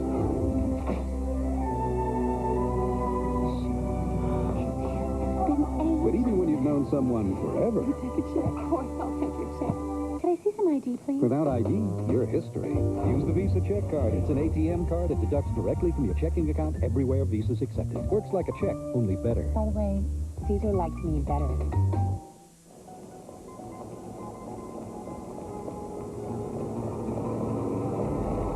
Every so often, something new comes along that makes people go back to rethink. Go back to reconsider. Go back to the drawing board. Introducing the larger, more powerful Accord. An Accord like no other. From Honda. Is that a new big king? No, it's a bag, Coach. No, in the bag, son. Yes, sir, it is. Well, what's a smart kid like you doing sitting on the bench? Get in there and play quarterback. Really? Like taking candy from a baby. The new Big King from Burger King, plain broiled with 75% more beef. It's like a Big Mac, except it's bigger and tastes better. Get one with fries and a drink for just $2.99. Coach said I could play halfback. Next Saturday, Charles Woodson and the Wolverines welcome Iowa to the Big House. Iowa, Michigan. Next Saturday at 12:30, only on ESPN. Well, Saturday night in Baton Rouge, and when the Tigers are playing the way they play tonight, I mean, these folks are just coming unglued. Cedric Donaldson, 2 interceptions tonight, 1 return for 68 yards, and now this one officially 31 yards for a touchdown. Kickoff coming into the wind, and this is Bo Carroll. Comes back into the boundary, and loses the ball. LSU has recovered at the 30.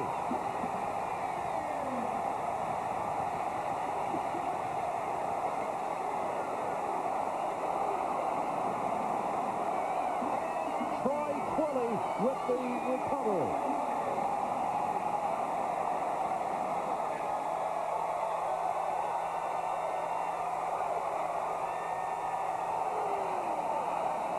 He just lost that thing, Mike. He just dropped it, Ron.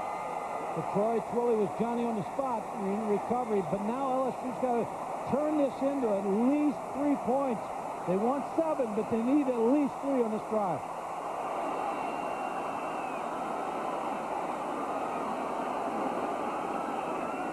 Play action going to go on top, but I think he's thrown this one out of bounds. Yep. Duty was the intended receiver, but he was throwing off the back foot. Worry was out there with him, and it caused that thing to just go way too far out of bounds. Fred Worry did a nice job, Ron, because he got against the receiver, Abram Booty, and just worked him out of bounds so that it was a non-catchable football. Remember the field goal woes that LSU's had tonight. Oh, that's huge.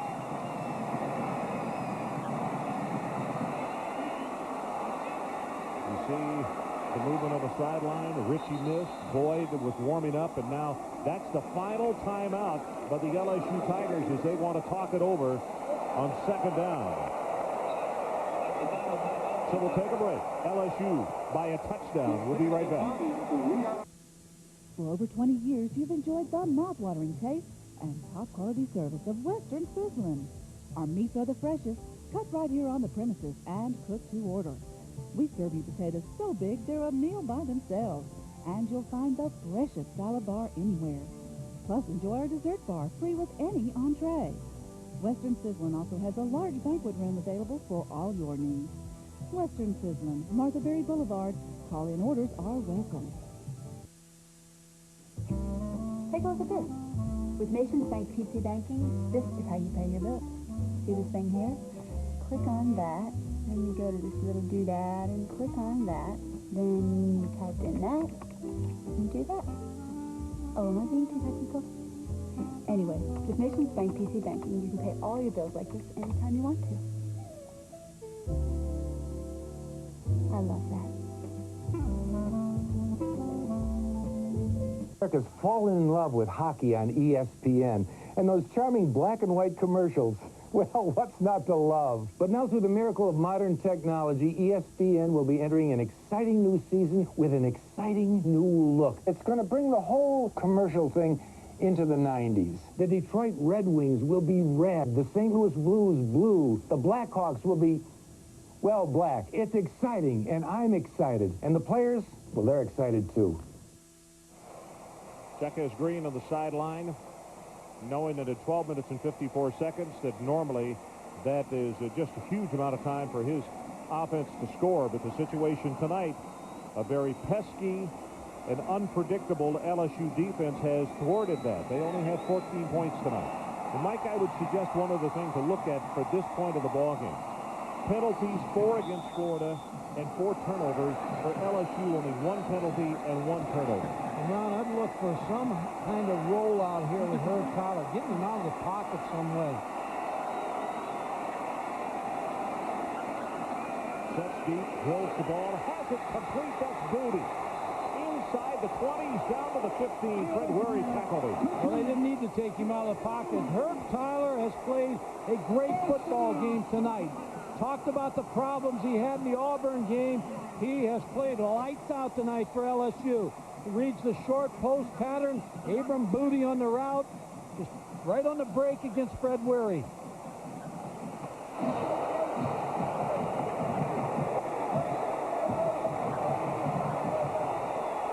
Booty now 3 catches, 86 yards, and that's all this had. Draw play, Foss bounces it off one tackler in the middle, and he was 1 away from getting it big, and Kelsey makes the stop. Adrian? I'll tell you right now, guys, remember, Tony George is no longer in this game. The update on his injury, probable broken right thumb. He has gone through the locker room in one of those air casts for an x-ray. It actually made him sick to his stomach, guys. You could see the pain on camera there. Now, LSU knows this as well. What they're trying to do is to get Abram Booty lined up on his replacement and go right after their weakness in defensive backfield. That's John Xnitis, number 26. He's a senior who's got a lot of experience. Option play. Run it back into the boundary. Here's Tyler. He will score.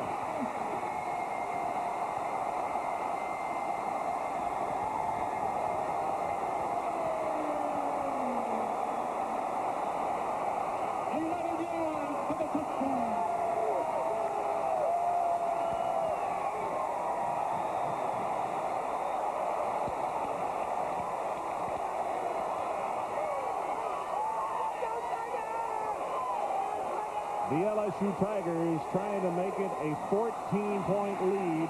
Extra point is up, and it is good.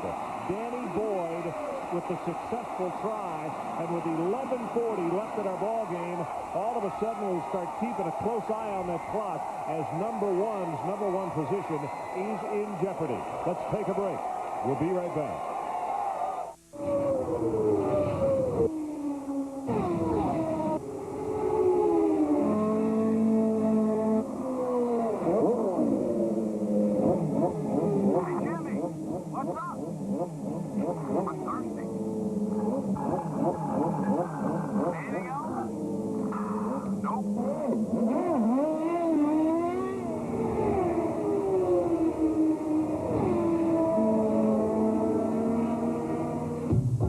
In today's market, it's more critical than ever that investors understand their own objectives. Prudential has 57 mutual funds at nearly every place along the risk-return spectrum, each designed around a specific objective. Investors can put together a set of funds that meet their needs. Consumers benefit from the investment culture at Prudential. Within the objectives of the fund, they have a portfolio manager who is focused on finding the best values in any particular market. The worst nightmare an American citizen could imagine. Accused pleads guilty. What the hell I do? No rights. I would like an attorney. No freedom. No justice. You already measured my car. You are in contempt. No time. Richard Gere. What are you going to do? You're going to shoot me twice? Red Corner. Rated R. Starts Friday, October 31st.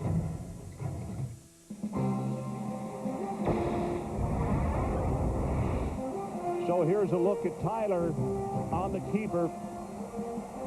Did not make the pitch, Mike, and he's going to take it into the end zone.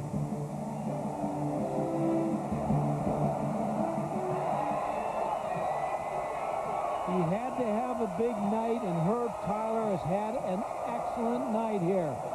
157 yards.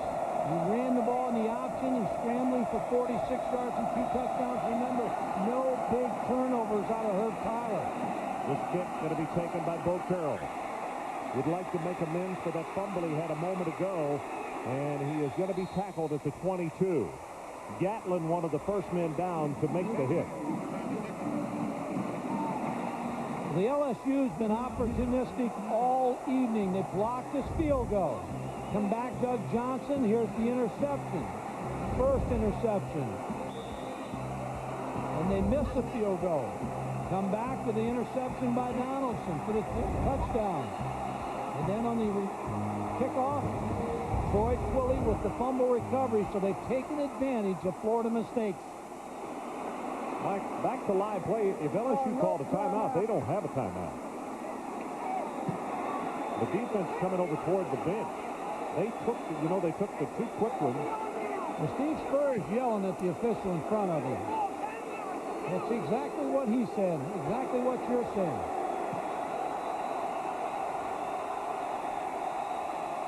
You see LSU faking the blitz. No flag. Pass thrown complete at the 26. And that is Kareem, who is close to the 30-yard line, and it's Donaldson who makes the stop. And from the looks of Kareem, that hamstring tightened up on him a little bit as he got up. In fact, he's going to go out of the ball game. If you're going to play Florida and you want a map of how to play them, just study this game tape, because Carl Reese, the defensive staff, have not allowed the big play except for a 53-yard pass to Fred Taylor. Cooper Carlisle comes out. Now, Mo Collins had gone out just a second ago. So the 2 starting tackles for Florida have gone to the bench. Browning is in. Yeah, they're taping together the offensive line. And Scott Bryan has come in the game. Swing pass, Fred Taylor has the first down, and the stop is made at the 38. Again, it's Donaldson. No, I beg your pardon. Going to be second down. They had picked it up just prior. A little more shotgun. Steve Spurrier said it the last 2 games of the last year. They went to the shotgun a little bit more. Now you expect Doug Johnson to be in the shotgun a little bit more as he goes to the 10-25 mark. That was Mo Collins that they were massaging his legs, obviously cramps. You see the pressure. Johnson's pass complete to Kareem. Chuck Wiley with the pressure. By taking him... They say he caught it out of bounds, I think, Mike. Is that what you... Okay. Ron, now by taking him to the shotgun now, he can see a little bit better the blitz of what's coming after him. So he's got a chance to deliver the pass, a better sight on the blitz. So it's third down. Third down, and the line to make for Florida is the 43.5. LSU by 14 points. About to go into 10 minutes to play in the game. Drills it, has it complete for the first down, Kareem. And you could see the reaction by Joe Wesley, the linebacker. It's good for 13 yards. And Doug Johnson looks like he's a little bit more comfortable now in the shotgun, where he's got a little bit more time to throw. We said Scott Bryant at one tackle, Pat Browning, number 73 at the other tackle. A couple of sophomores have had to come in, replacing Cooper Carlisle and Mo Collins. Zach Pillar went out in the very first quarter with an injury. Johnson sets up the screen. Fred Taylor right over the middle, gets by 1, gets by 2, and finally going to be tackled at the 32-yard line. Cummings on the stop. It's good for 16. Ron, by going to the shotgun now, a couple things have happened here. Now all of a sudden you see LSU's in a three-man front now. They are not worried about a running game now. Fred Taylor sneaks out of the backfield, catches this pass, just uses great speed to get away from the linebackers, but you can forget the run now. The only run they've got is a draw play to Fred Taylor. That's why LSU's now in a three-man rush.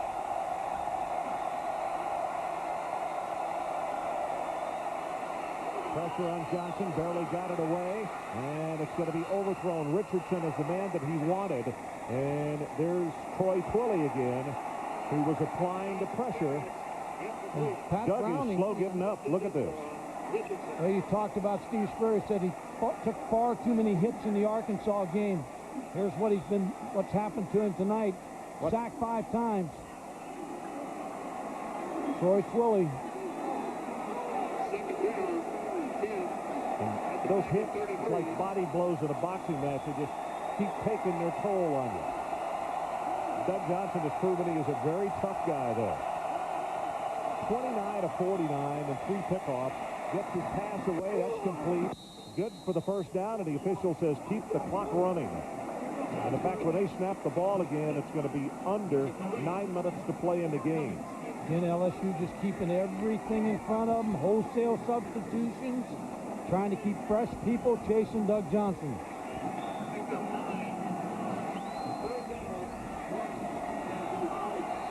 Now they'll probably go under center here around in a 3rd and 1 situation, so that they have the running play. 3rd and short. Here comes the blitz. Taylor right up the middle, bounces and spins off a tackler inside the 20. Mixon finished him, but it is enough for the first down. And let's check in with Adrian Karsten. Adrian? Ron, I want to remind you and Coach and tell the rest of our fans something that Steve Spurrier said yesterday. Gosh, I just can't wait to come in here and use all of our hand signals as we go into the student section where it's so loud. Well, now he's got his golden opportunity, and Johnson has had some trouble reading those signals this drive. On first down, far sideline, the pass goes and knocked away.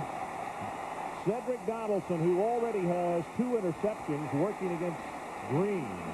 What Adrian's talking about there, and Florida prepared for this game to come into this loud stadium, and they do it for all the away games where they expect a lot of noise. They do not blare the music like a lot of coaches do and a lot of staff do, but what they do is they whisper out on the practice field so that the receivers cannot hear what the quarterback's saying, so that they go to the signal. 10th play of the drive. Here comes the blitz right up the middle. Johnson cannot get it off. Sacked way back at the 36-yard line. Joe Wesley and Troy Twilley. Ron, that's coming back, though. They're offside. There's no way that LSU was not offside on that play.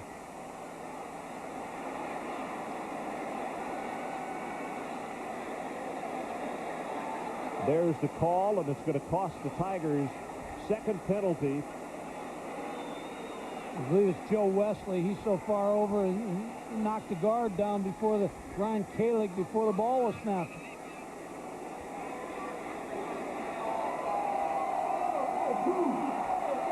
So with the 5-yard penalty, they'll step it off, and it's going to be a 2nd down and 5.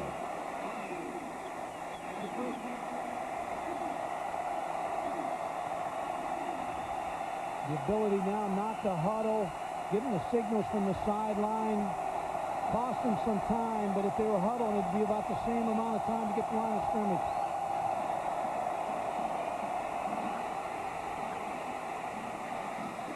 Fred Taylor dropped the football. And again, Rayon Hill came up to make a hit. Cummins, Hill, Twilley, Donaldson, boy, these guys have been everywhere tonight for the LSU Tigers. And LSU, in preparing for Florida this week, cut their practices back a half hour every day. They felt like they were tired at Vanderbilt, and they wanted to get their legs up under them again. You know what Donaldson said yesterday, though? He said, if the truth be known, a lot of time taken away with special teams. He said, we still work pretty hard. It's all in the mind. Yeah. 3rd down. They need to take it to the 9.5-yard line.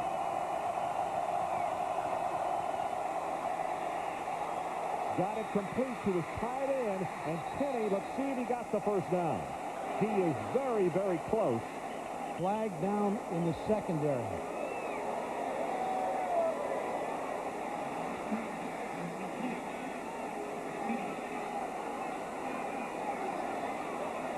defensive holding.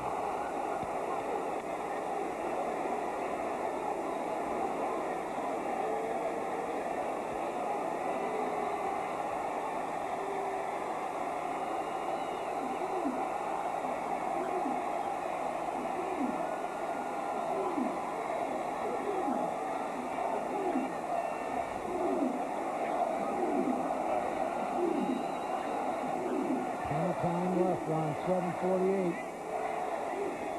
Here comes the announcement. We'll sort it out. By the defense and the eligible receiver, 10 yards from the previous spot, automatic first down. The ball is being marched off down to the 7-yard line. It is first and goal for the Florida Gators. You know what Jerry Bernardo's yelling? He's asking who it's on. No, I don't think on this one. He may be asking that too, but I think he felt like there was holding on Cooper Carlisle, number 70, the left tackle, and didn't get a call. Pass knocks away, and now the flag comes down. Chris Beard with the cover.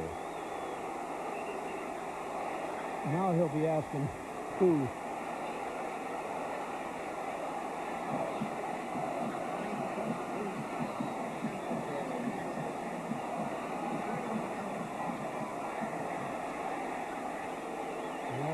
Receiver downfield.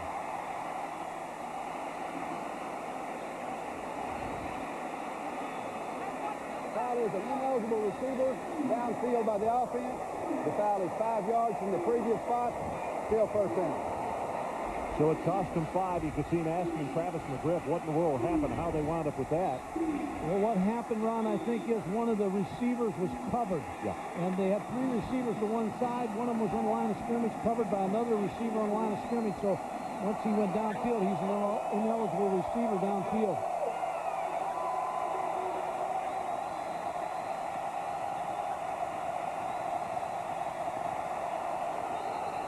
Well, there's a movement by Scott Bryan.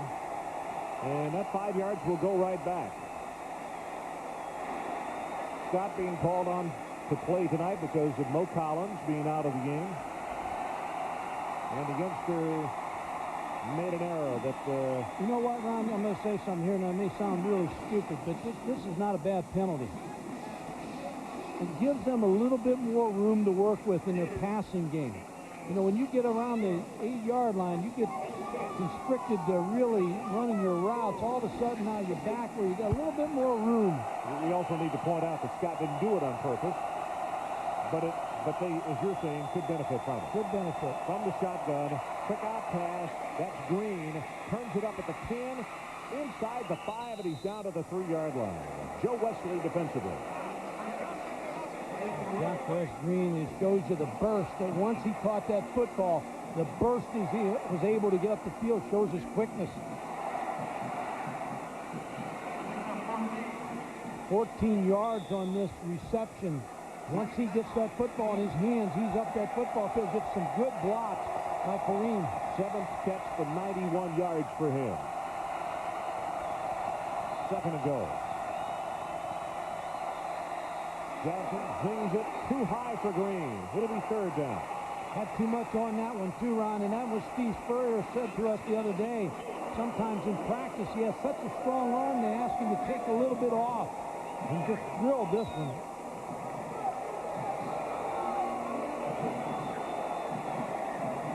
Mo Collins had come in. He's going back to the sideline.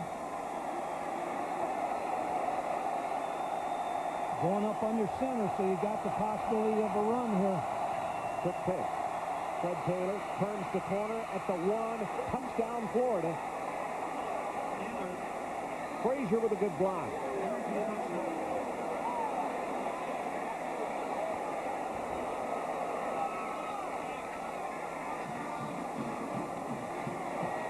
A lot of time, 6:44. LSU's used their timeouts. Florida still has 2.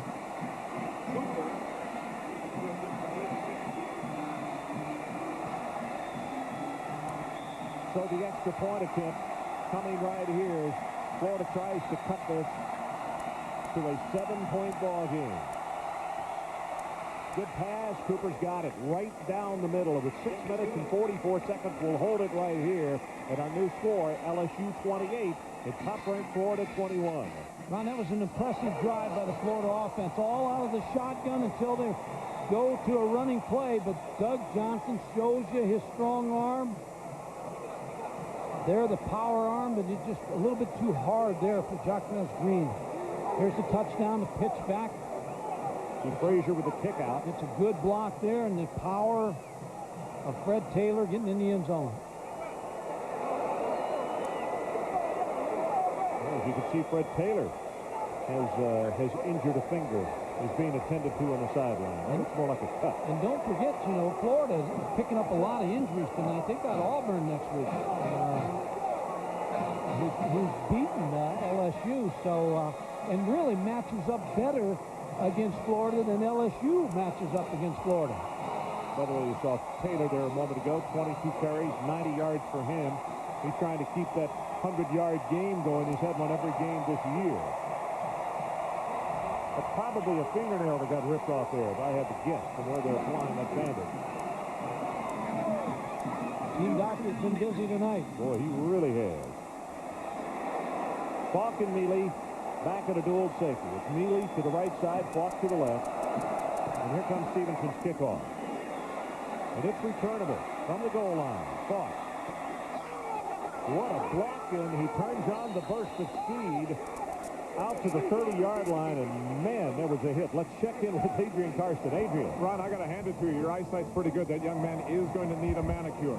Now, the Florida defense is in the game being told directly, get your hat and your hands on the ball. That is, they tackle the ball. It sounds good, but the problem with that is, as good as Falk is in the backfield and Tyler can run too, you try to tackle the ball. These guys are going to pick up an additional 2 or 3 yards every time out. Those are first downs as they move down the field. They're going to crowd the football here, Adrian. They're going to put 8 up here to stop the run. They'll lock these corners on the wide receiver. Straight ahead with the fullback, and it's Banks. He scored 1 tonight, and he breaks it out for 6 yards, and actually Jerry DiNardo would take that every time. They've had success with the fullback trap up inside, following Alan Faneca, number 66, up inside on the linebacker. Now you're Morris Watts calling plays. You want to keep Florida off balance, but you want to run that football and move this clock. Alan Faneca, Jr., out of Rosenberg, Texas, 6'5", 310. They run behind him again, and it's Falk, and you can see he's grabbed by McGrew, a chest-high tackle, and now third down LSU, and they're going to need about 3 yards for the first down. The play they've had the most success with in this kind of situation is the option play. It's not a pitch. It's going to be Herb Tyler carry it all the way if they decide to go to that. And Mike Falk is hurt. He has come to the bench favoring his left shoulder. We'll check on him following this third down play.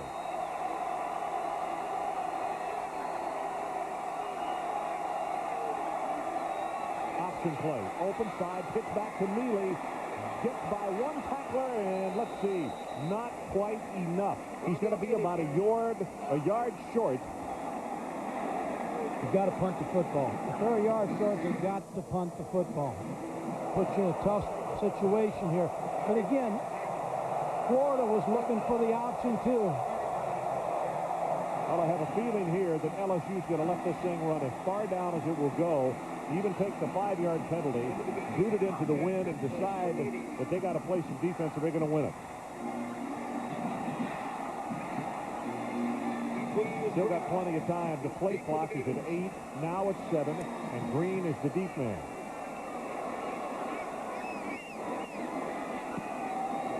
Again, another line drive kick by Kessler. But good coverage, and it's not going to be returnable as the ball is going to roll out of bounds at the 21.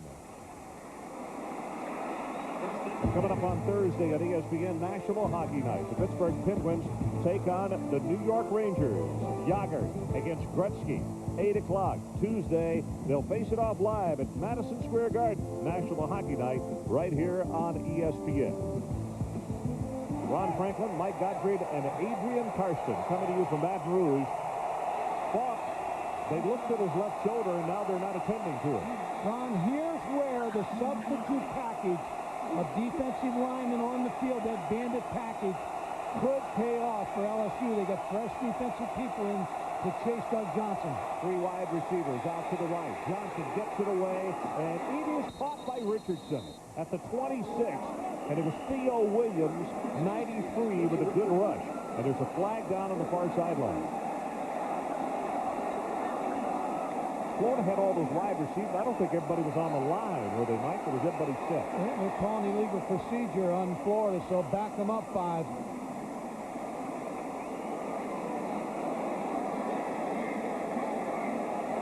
I didn't see anybody moving. That's the call. Well, Johnson has taken a lot of hits in this ball game again tonight.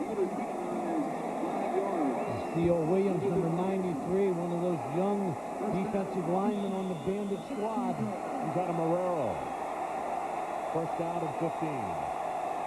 Clock is running. 4:07. Now 4:06. Can LSU pull the upset over number 1? Here comes the screen. Taylor breaks one tackle but will not get away from Charles Smith. And Smith saved a lot more yardage. Check in with Adrian Carson. Adrian, run the situation on Kevin Falk. That shot he took to his left shoulder, very similar to the shot he took earlier in the game, and had a deep bruise from the first quarter on through the shoulder joint up high, as I say, in his left shoulder. Now, Florida knows exactly where they hit him, but there's no way he's going to stay out of this game. He'll come back when they get the ball back, but watch Florida continue to hit him high.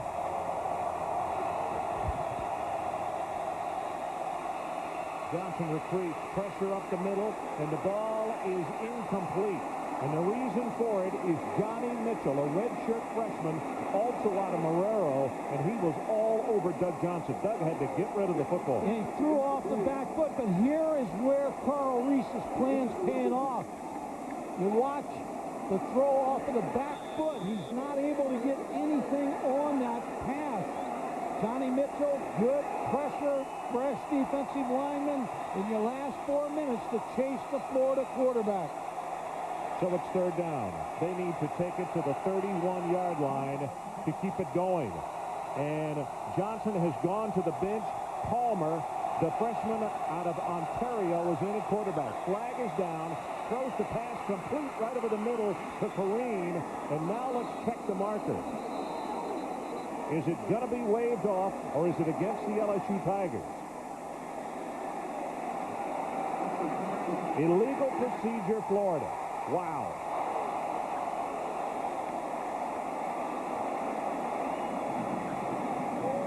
I think you could tell by that that Steve didn't agree with the call. No, he hasn't agreed with the call tonight by that side judge. Foul is a dead ball. False start by the offense. The foul is 5 yards from the previous spot. Still third down. Doug Johnson coming back in the ball game now. Jesse Palmer had the one play there and completed the pass. 8 penalties, 48 yards against the Gators. Palmer, it goes without saying, many people think is really going to be an outstanding quarterback. As the Florida Gators have a player shaken up, and it would appear that Kareem... Ron, there's another flag down on the sideline. Now, this may be a call on the bench now, unless this is the previous call. Let's see if there's another call on the bench here. Well, here comes the referee. Holds a hand up. And it is a sportsmanlike called against Florida.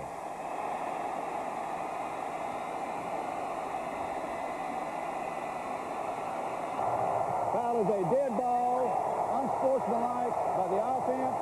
The penalty is half the distance to the goal. Still third down. That is huge, Mike. A big call against the bench. And that's a pretty good hole now to dig out of with 3:18 to go. So if you just joined us, here's the situation. LSU 28, number 1 Florida 21. Clock is running with 3:10 to play, and it's third down and 22. They need to take it all the way to the 31 if they want to hold on to the football.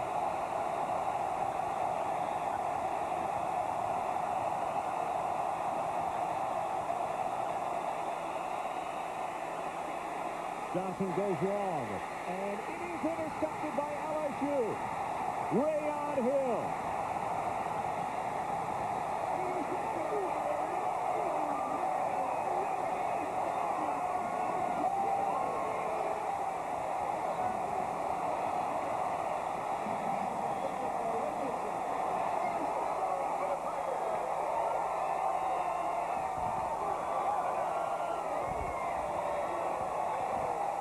5 turnovers, 4 interceptions. And that's really, it's not that bad. We'd like to have a completion, but it's just like a punt. If you wouldn't have made it on that third down, you still would have had to punt. You got 2 timeouts to still get the football back if you can hold LSU here. Here's the pitch, the running play by Tyler. He's tripped up. You can see 52, Dwayne Thomas takes his feet out from under him. Florida has 2 timeouts left. LSU none. And, of course, the Tigers don't want to stop the clock. They want to let it run down as far as possible. And a timeout has been taken by Florida. So this means that the Gators now have 1 in the ball game. There are 2 minutes and 34 seconds left to play in our ball game. So let's take a timeout. The Tigers just 2:34 away from a huge upset. Wouldn't it be nice if everything were guaranteed like cable service? Sorry to keep you waiting. Here's $20. I'm sorry your table wasn't ready.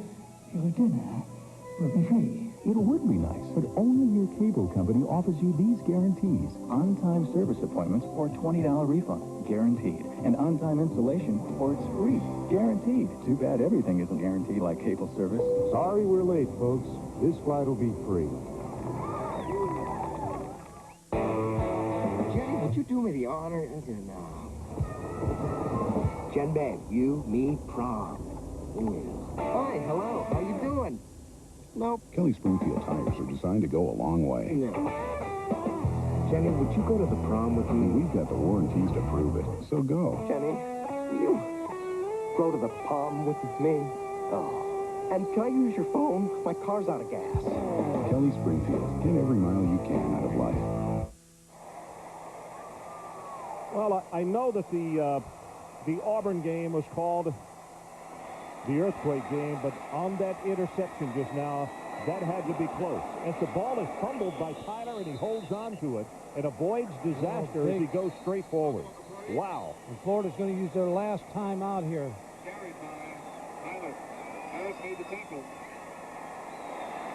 So Florida takes their final timeout to stop the clock at 2:26 left in the ball game. And it will be 3rd down LSU, and they need to take the ball to the Gator, what is that, 43.5-yard line. Game, set, match if they get it to the 43.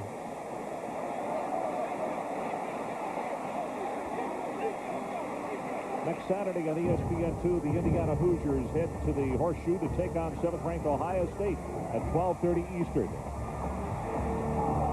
Then at 6 o'clock, number 5, North Carolina heads down Tobacco Road to battle North Carolina State. Then it's the Georgia Bulldogs taking on Vanderbilt in an SEC East Division matchup, all next Saturday on ESPN2. Ron, the confidence of Steve Spurrier, he called them all out, and he told them he was coming. And tonight, Carl Reese and Jerry DiNardo may get the best of this affair. They go back over the clinic statement after they held him to 320 yards, and last year put 600 yards on him and 50-some points. But tonight is a different night. 3rd down, LSU comes to the line of scrimmage. As we said, they need to take it just inside the 44. Tyler throws long, has his man, and it's caught at the 35. It's Booty. He almost dropped that ball because he was taking off to run. Ron, there's a lot of players in the game tonight. A lot of great coaching tonight, but Herb Tyler has played, has stepped up, and done everything that people here in Baton Rouge expected out of him. Well, the streak's in jeopardy. 25-game SEC win streak on the line. 19-game SEC road win streak on the line. Clock is running in 2 minutes and 5 seconds. Folks, the largest party in South Louisiana that has happened in a long time will kick off as this continues. The handoff right up the middle. There is nothing. In fact, there is a loss of 1 as Elijah Williams comes up to make the tackle. And now Florida cannot stop the clock. It is down to 143 and 142. And for this man, certainly, it will be far and away the biggest win that this school, under his regime, would have come up with. The night The attendance, 80,677. That's the second largest in LSU history. And they're just waiting, anticipating. They have a minute and 20 seconds, and then the jubilation can take over. Straight ahead with the handoff, or no handoff, and it's Tyler on the sneak. It now is third down, and they should only have to run one more play, Mike. Ron, people at Penn State are already probably looking forward to hurdling the Florida Gators in the post. Willie Rogers is down, and the clock is stopped at 61 seconds.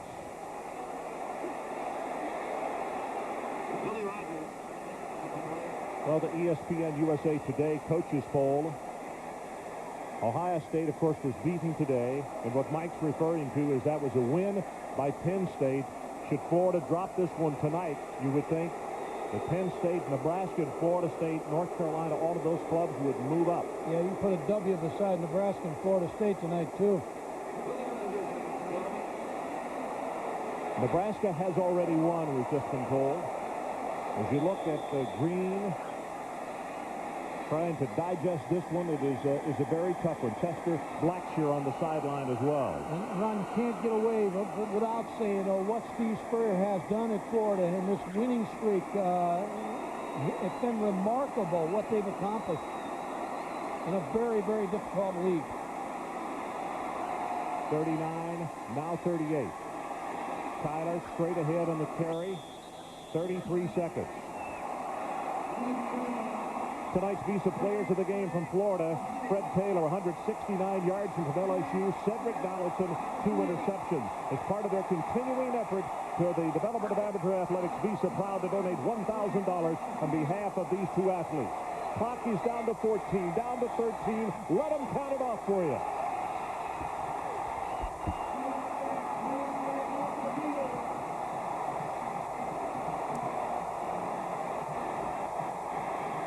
Official. The LSU Tigers, a 15-point underdog, has knocked off the #1 ranked Gators from the University of Florida by a score of 28-21.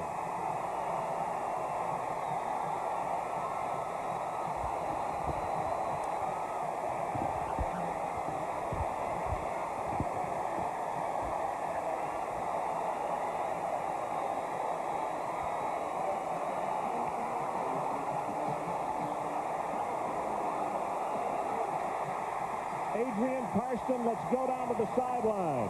Coach, congratulations. Take all the SEC winning streaks, potential winning streaks, and throw them away. You just knocked off the #1 team in the nation. Well, I'm just really happy for our team. They played really hard, and they really deserve to have something like this happen to them. Saturday Night Live in Death Valley. What does that mean? Greatest fans in America. Herb Tyler had to have a great night. He had to be able to run and throw the ball. He did both superbly. Yeah, he really did. He fought really hard. He kept his poise, and he just played a great game. Just a great team win. What they did with that curl route in the first half was really the only play burning you. Find a way to make an adjustment and got the job done. I didn't hear a word you said. Congratulations, Coach Donato, on a huge, huge victory and upset. Ron? Adrian Karsten, thank you so much. All I can say is for all parents who are watching tonight that have kids here, I hope there's no curfew. Final score, LSU 28, the Florida Gators 21. Stay tuned. The Residence Inn College Scoreboard is coming up next. And don't forget, next Saturday, we'll join you from Birmingham as Peyton Manning and the Tennessee Volunteers take on the Alabama Crimson Tide. For Mike Gottfried, Adrian Karsten, and our entire ESPN crew, I'm Ron Franklin. This has been a presentation of ESPN, the worldwide leader in sports. Now let's join Mike Tirico. Okay, Ron, welcome to the Residence Inn College Football Scoreboard Show. #1 knocked off. It is the first time that regular season #1 has gone down since obviously the Florida State game last year. But with Penn State likely the new #1, in terms of the coaches poll, it will be the first time in 45 weeks of polling that #1 is not Nebraska, Florida State, or Florida. Much more on this between now and the top of the hour when SportsCenter comes along. We're going to get you right back out to Baton Rouge, but let me quickly tell you what's been going on with the teams in the top 25 who are in action tonight. And that starts with Florida State. going to Durham to take on Duke. Hasn't been a problem, even though they fell behind 7-0 early. Florida State just poured it on. Thad Busby, here the pass to Peter Warwick, makes a shoestring catch, and look at the speed. 7 Dukies. Nobody's going to come near him. Long touchdown makes it 28-7 Florida State. Third quarter, 35-14 Florida State. Kevin Thompson sacked, and Sam Coward picks up his second touchdown of the year, a 24-yard fumble recovery. Florida State on its way to closing that game out. It is 51-27 late at Wallace Wade Stadium. Baylor scored 2 late touchdowns, so this score really isn't indicative of Nebraska's dominance of the Bears on a very rainy, wet night in Waco. 49-21. The Huskers are now 5-0 and take on Texas Tech next. Great game going on between Colorado and Oklahoma State. OSU leads by 4. John Hessler, Dwayne Sherrington through the secondary. The vaunted OSU defense, poor tackling. A 73-yard touchdown. Colorado 0-1 in the conference. May hang the first loss on Oklahoma State this year. We're going to keep an eye on this throughout the rest of our scoreboard. 29-26. Oklahoma State has the ball right now at around midfield. UCLA at Oregon was a wild Pac-10 game tonight. Saladin McCullough itching to get going. Boy, he certainly did. For the Ducks, in a wild first quarter, McCullough, 71-yard touchdown, 14-10. Both of these teams can put up points. UCLA's offense certainly did. Down 24-20. Great play fake by Cade McNown. Up top, Jim McElroy beats the defensive back who was sucked in by the play fake. That touchdown turned out to be the game winner. UCLA goes on to beat Oregon 39-31. The Ducks did score late. UCLA, a lot of points in the last few games, now 4-2 after the sluggish start. And for those of you who are hanging out watching the baseball game, we welcome you as LSU has knocked off #1 Florida 28-21. As Ron said, a wild night in Baton Rouge, and in the middle of all of it, Chris Fowler, Lee Corso, and Kirk Herbstreit. Chris. Michael, you got that right. We're about to be in the middle of it as the fans file out of Tiger Stadium and head up across the street. 25, 30 years from now, you're going to have 300,000 people in Louisiana claim that they were at this game. Everyone who's associated with LSU will know where they were when the #1 team in the country went down. They've been playing football at LSU for 104 seasons. They were 0-7-1 in their history against top-ranked teams. This has to rank as perhaps the greatest win in LSU history.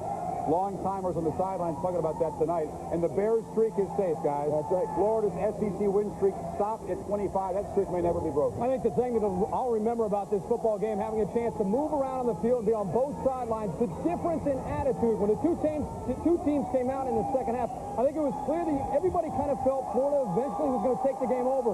Without a question, it wasn't emotion, it wasn't adrenaline. The LSU Tigers outplayed the Florida Gators tonight. They deserved to win this game. Well, I was wrong, because I said the only way that LSU could win this ball game was that Hurricane Pauline hit. Well, a hurricane hit, and it was a quarterback named Herb Tyler. Herb Tyler was the difference between this game, LSU, and Florida. It was a great performance. And you know what's great about Herb Tyler? Here's a guy who has been booed.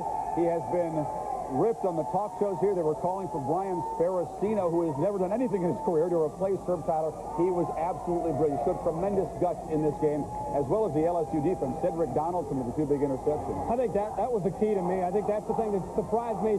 Cedric Donaldson and all the cornerbacks of LSU mixing up the coverage of Carl Reese, showing a blitz at times, upside, other times back. Florida continued to go for the big play, and players like Cedric Donaldson refused to allow Kwesi Green and Jamie Richardson to beat him. You know, I picked Florida to win this ball game, but I told you at the beginning of the year, I didn't think Florida would win the national title for one of the 3 reasons. It was a sophomore quarterback away from home under tremendous pressure. That's what happened. That poor kid, Doug Johnson, got bombed, threw 2 interceptions for touchdowns. That was the difference. We talked about the crowd being a factor if only LSU could stay in the game, and it was a factor. As Florida tried to drive for a potential game-tying touchdown at the end of the game, all kinds of problems with the noise and false starts.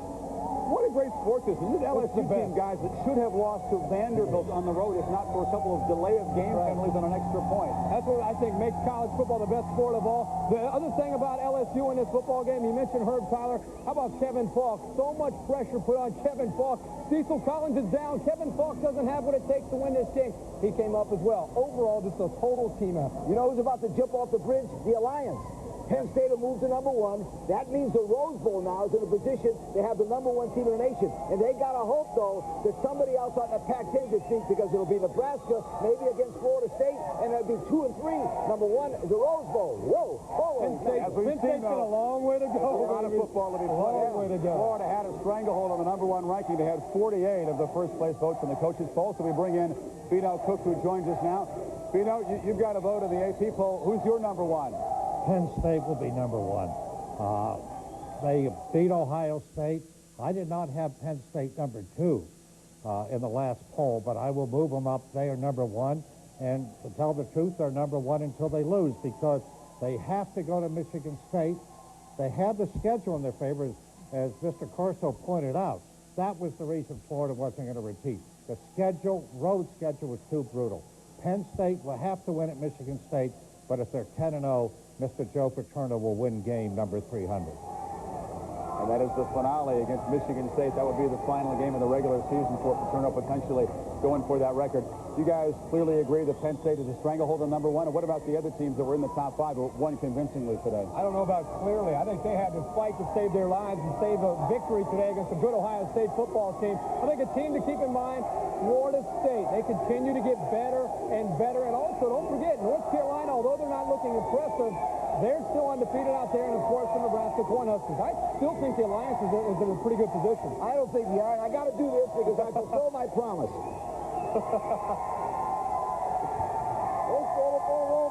You are the king of headgear, Lee. It's not head cases. What this means for the SEC, though, guys, Frankenstein, Tennessee's back in the Eastern Division race. They still need another loss by Florida because the Gators would have the tiebreaker by virtue of their victory over Tennessee. And LSU still needs a couple of losses by Auburn. I can't say serious comment. We're going to read it. I promise you the party is just beginning here in Baton Rouge. Let's go back to Mike Curry. over here. Chris, it's very difficult. We understand. We want to welcome those of you down in Florida. If you watched Florida State beat Duke, that game's over. The Purdue game at Minnesota just ended. Those of you watching in Big Ten country, and those of you who watch baseball, we welcome you to the Resident 10 College Football Scoreboard Show on a night that will continue to be wild, and we'll keep going back to Baton Rouge over the next half hour as #1 Florida has been knocked off by LSU tonight, 28-21. You heard the conversation as to who is #1 in waiting when the poll comes out on tomorrow morning's 11 a.m. Sports Center. Probably Penn State in the coaches' poll. Penn State beat undefeated Ohio State. Let's show you what happened in Happy Valley today. 10-3 Penn State. Ohio State ball in the second quarter. Joe Germain, who played 3 quarters of this game. Stanley Jackson wasn't effective in the first about 17 minutes or so. Up top to D. Miller. Spectacular catch in double coverage. Game tied at 10. Penn State driving. Mike McQuarrie, 6-yard touchdown pass to Joe Nastasi. 17-10. The lead was by 4 for Penn State. Ohio State takes the lead. Germain to a wide-open David Boston, called for celebration, believe it or not, on this play, but that didn't hurt them. Ohio State led by 10. Penn State grounded out. You're going to hear why in a minute. Aaron Harris, incredible run. 51-yarder, 3-point game. Defense for the Nittany Lions, they hold. And then Curtis Enis. Last year, Curtis Enis heard it from the fans, took it personally for its poor performance against Ohio State, came up big today, and Joe Paterno beats John Cooper. Penn State beats Ohio State 31-27. We told you that Enis took it tough. He got a letter from a fan who was unhappy. He held on to that letter for a year, burned it before today's game, and was emotional after the game. The entire game was fun. I mean, we came out there.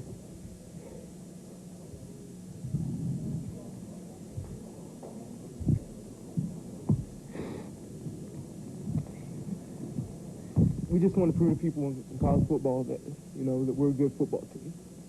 That's what we decided to do when we were down by 10.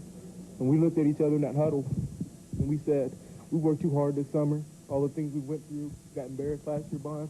We wasn't going to let that happen in our place. And we made up our mind as a team, and we went out there and accomplished our goal, what we set forth to do today.